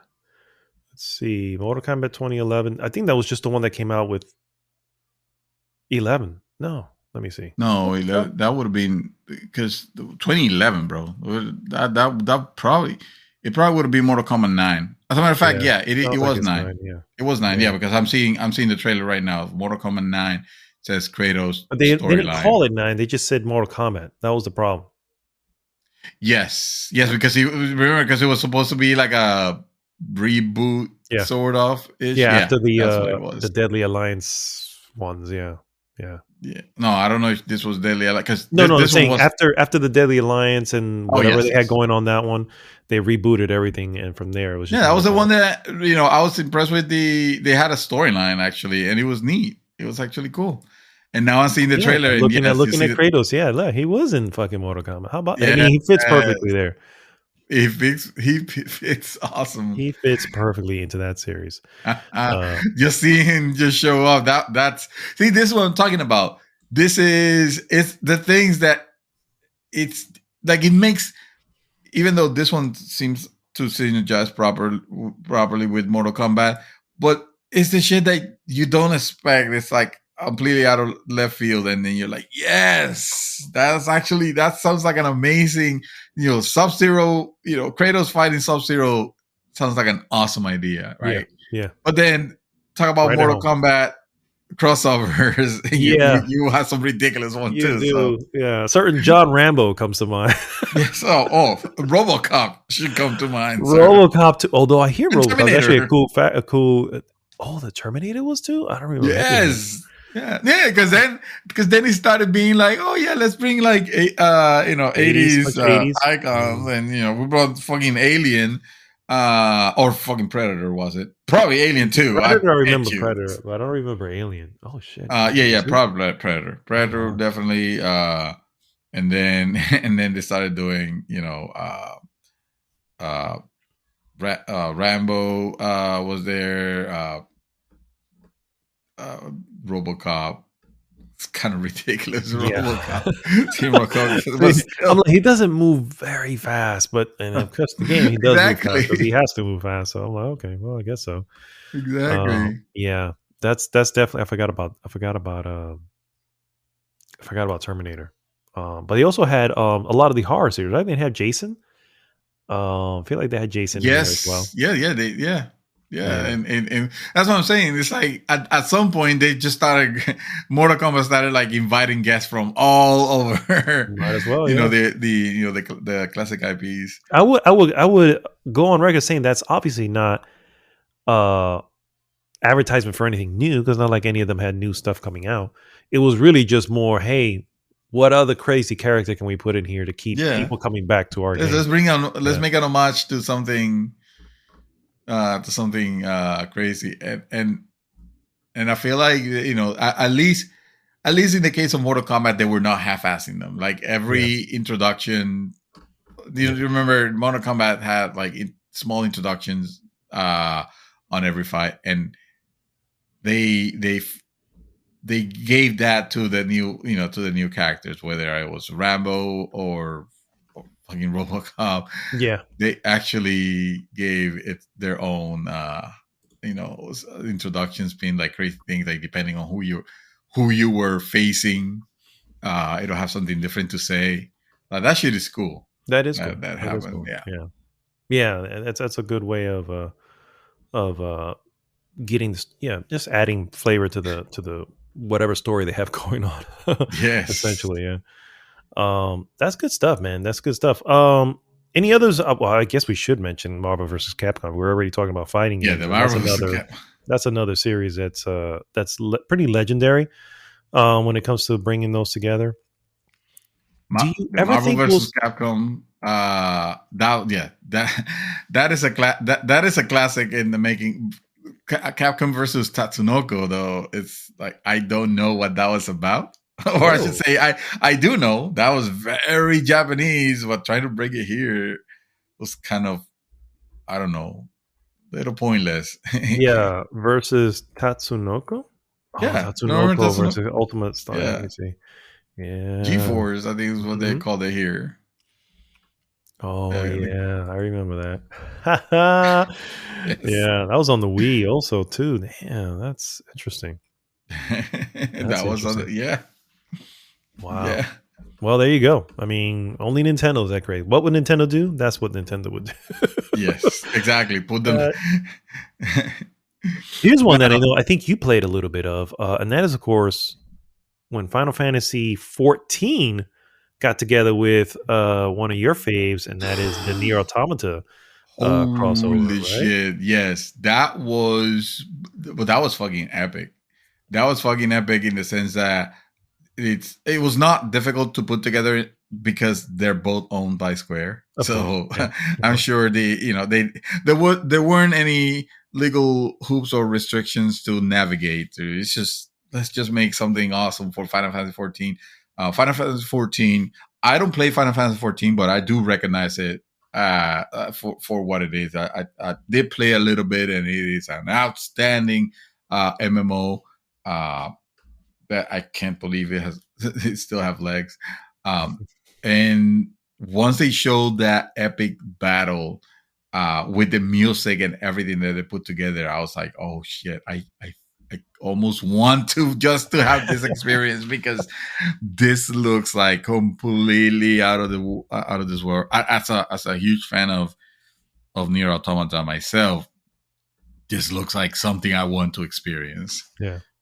And unfortunately, because that would take a huge commitment of time that I don't have, I just relegated myself to watching it on YouTube over and over. There you go. I think you shared it with me at some point too, and I was like, yeah, I was like, dude, this is too crazy, too amazingly good. It's like, I think it was even when we were discussing like MMO. best soundtrack of a year. Yeah. And that Nier Automata content drop had come out that year for Final Fantasy 14. And I think I nominated its music for one of the best of that year. Yeah. Because it was like a crazy mashup of one of the main titles, one of the main songs from Nier Automata with Final Fantasy music, and it worked incredibly. It was orchestrated. It was ridiculously good. You get goosebumps just listening to it. It was so good. Yeah. So those are. I mean, I don't know if you have any more, but those are the ones I had. I remember one that it was fucking awful. Oh, okay. This one, not only did it make no sense, but it also it screwed with the fan base, and it almost broke the game. Oh, wow. Actually, it broke the game to bring this, and that was when they, back in the day, I don't know if you remember, Soul Calibur decided to do cameos of different characters, but they were exclusive to whichever version of the game you bought. If you bought, I remember, yeah. If you bought the Nintendo version, for example, you'll get a Nintendo character. In this case, I believe it was Link, which makes sense because Soul Calibur is about fighting with swords and weapons, shield, and Link has sword and shield. Like, okay, that makes sense. But then you have the Xbox and PlayStation versions, and I believe that year Xbox got Yoda, and PlayStation got I thought they got Spawn. Well, no, that happened also. Oh, okay, I'm not talking about that. That was another Soul Calibur. This Soul Calibur in particular was Soul Calibur 4, I think, or 5. No, it was 4. It was 4. That had Star Wars characters, and he had Yoda for the Xbox version, and it had Darth Vader for PlayStation. Which sucked because I really wanted to play as Darth Vader, but I already had the 360 version of this game, so it was Yoda for me. And Yoda pretty much destroyed the game because suddenly here you have a character with a tiny hitbox that was very fast. Because he's fucking short, yeah. Exactly. So half of the characters could not even hit him because he's short. And you can just like destroy this character suddenly. Wow. It was like, which is perfectly in line because Yoda uses the Force, so he's the most powerful character. He should be more powerful than you can possibly imagine. No, he should be more powerful than the Soul Calibur. That's insane. So sure, why not bring it in? Soul Calibur, and it was 4, so dumb, bro. It was so stupid. I mean, it was already stupid the fact that you couldn't play as a character you like. You had to, if you had a 360 and not a PS3, you wouldn't be able to play as Darth Vader, or vice versa. So that was Soul Calibur 2 is the one that had Spawn. Yes. Yeah, Spawn, because I don't think he had a better character. Like what did PlayStation have? Because I the think one that PlayStation had Heihachi, I Heihachi. think you Yeah, yes Heihachi. But that was the Heihachi. same time the Link, because it was those Yes, were released at the same time for the three major thing. You had Link, Heihachi, and it wasn't until Soul Calibur 4 that had Star Wars characters. right. And then yeah, wow, Yoda. But that was Soul Calibur 4. So that would have been more recent, no? Yeah, I don't know. Yeah. the Soul Calibur 4. No, I mean because they have 6 now. Was the last one I think. Oh, okay. Geralt, that's an interesting one too. He made it over to Soul Calibur. There you go. He Yeah, makes that a lot of was. sense. You know what I mean? Oh yeah, no that one though, that one was legit. Yeah. Yeah, he makes a lot of sense for that series. Yeah, I forgot about Yoda. Yoda That's hilarious. completely, bro. I mean, if you look at gameplay of that, it's just so fucking unfair because Yeah, it that's cannot be exactly what I touched. did too. I brought up a quick trailer just to say, what the hell? Let me see how this. Let me I don't see. find it like the way he fights on the Clone War, or yeah, the Clone Wars. I think it was Mhm. it was just he's just going crazy. You can't, a button masher's dream, basically. Yeah, for a series, a fighting series that is basically not a button, should not be a button Yeah. mashing fighting series. No, Maybe it should I not always thought there be. was Yeah, a it should strategy not behind be. it. No. But it totally. Oh wow. I mean, I don't know any better. I don't know fighting games. So it's probably not. I'm probably the one button mashing it because Just because that's how I play. just because that's how I roll with most fighting games. Yeah, I don't have the patience to learn that. Like I sometimes buy them. Like you get a new Mortal Kombat game announced, and I'm the dumbass fools that buys it.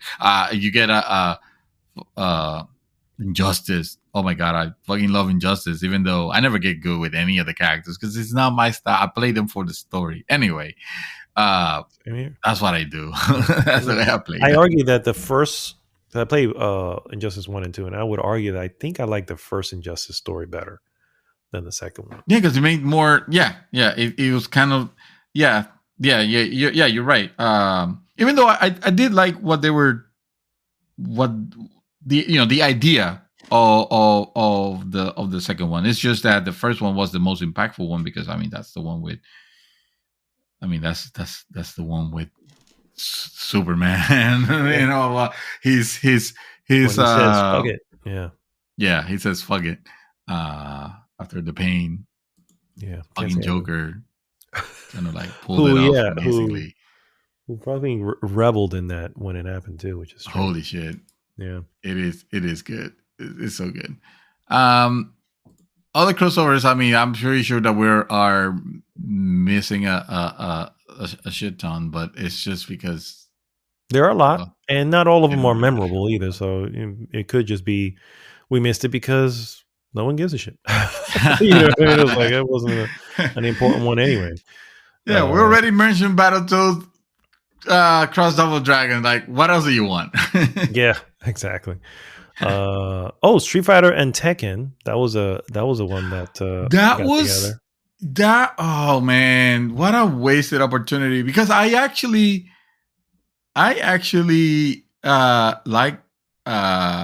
the idea behind it, and I like what they did with Street Fighter Cross Tekken, because it had all the Tekken fighters, but they were fighting as as 2D That's Street Fighter. characters. Yeah. Mhm. So it was very legitimate on that.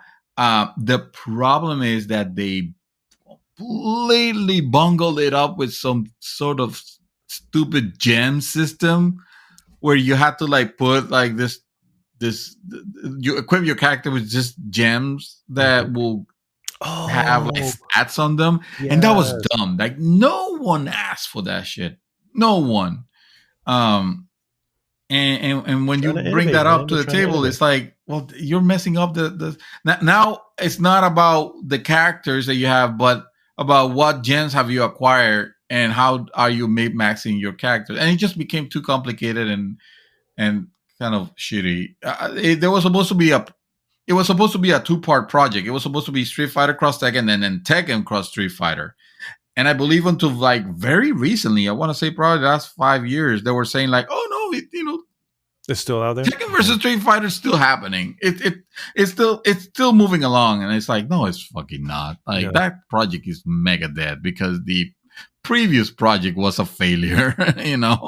Nobody liked Tekken, Street Fighter Cross Tekken, and again, it's a shame because I did like the idea behind it, and with those characters, when you have Tekken characters playing as 2D fighters. 2Ds, yeah. It was suddenly you super expanded our roster. So it was kind of amazing to have all these characters that you already knew, but they were fighting in new and exciting ways. But yeah, oh well, not like you said, not all the crossovers are are exactly. I think it's when they really put thought into how would these two come together and really just go all in on making it make sense, and especially if you're mixing two different types of control schemes and whatever. It's like, okay, you really have to nail down that control scheme for the one that's coming in. So but some really weird ones that came out, and this is actually older. Not a lot of people are gonna remember those, but Mario, Luigi, and Peach showed up on NBA Street 3 or V3 in 2005 for some reason. That is true. I assume only on the Nintendo version of it. Yeah, yes, definitely on Nintendo. Sonic All-Stars Racing Transform, which is probably one of my favorite racers or kart racers of all time, had Danica Patrick show up, which she's a NASCAR driver. Yeah, she was anyway. Yeah. For some reason, it was there, so it's like, oh. That's weird. Yeah, that's really strange. Yeah. And if you want to go more old school, Alex Kidd had Shinobi in Alex Kidd in Shinobi World.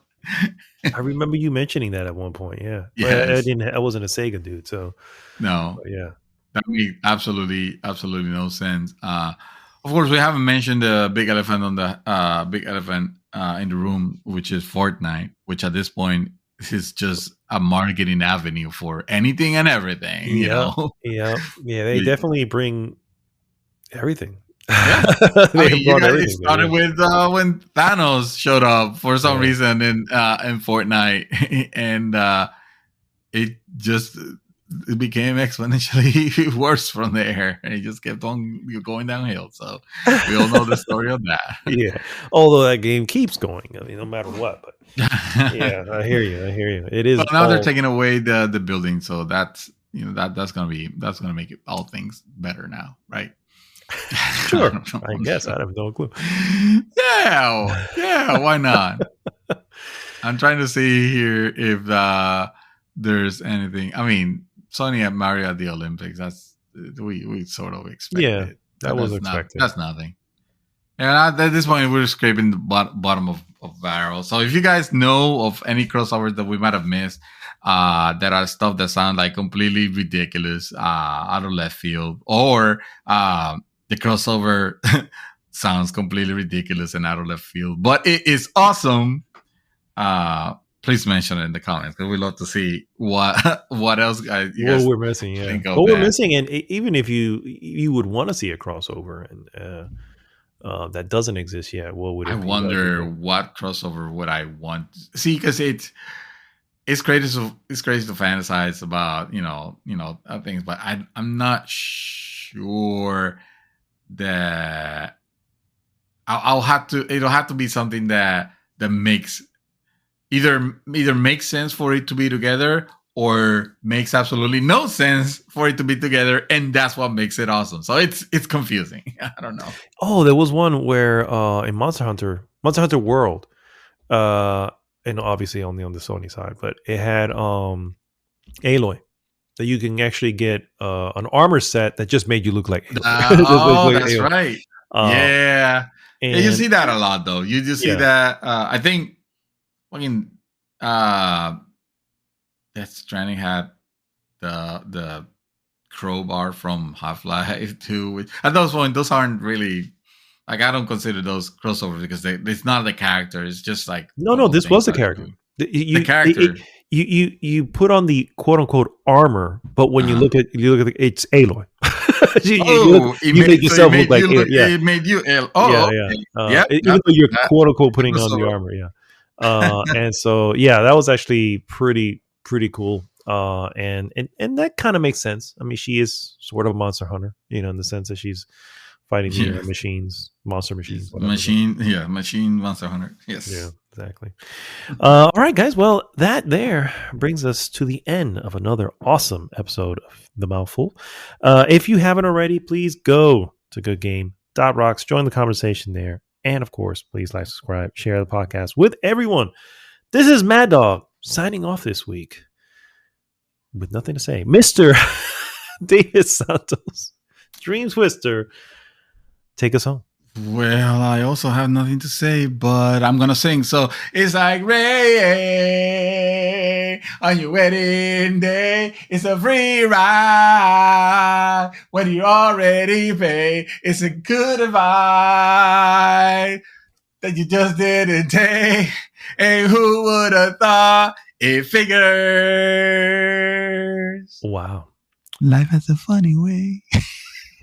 I gotta say, I have heard this song and do not know the words, and I'm not entirely sure if I'm impressed or a little scared that you do so well. By the way, Alanis Morissette, Jagged Little Pill is one of the best CDs of all time. I'm just saying. We started the podcast with this, and I guess we're ending with it. So I guess the message, guys and gals, is to seek out Alanis Morissette and all the Seattle grunge. Yes. You can find there. We're only Jagged Little Pill. You can just ignore the rest. All right. So I guess we'll see you next week. GG!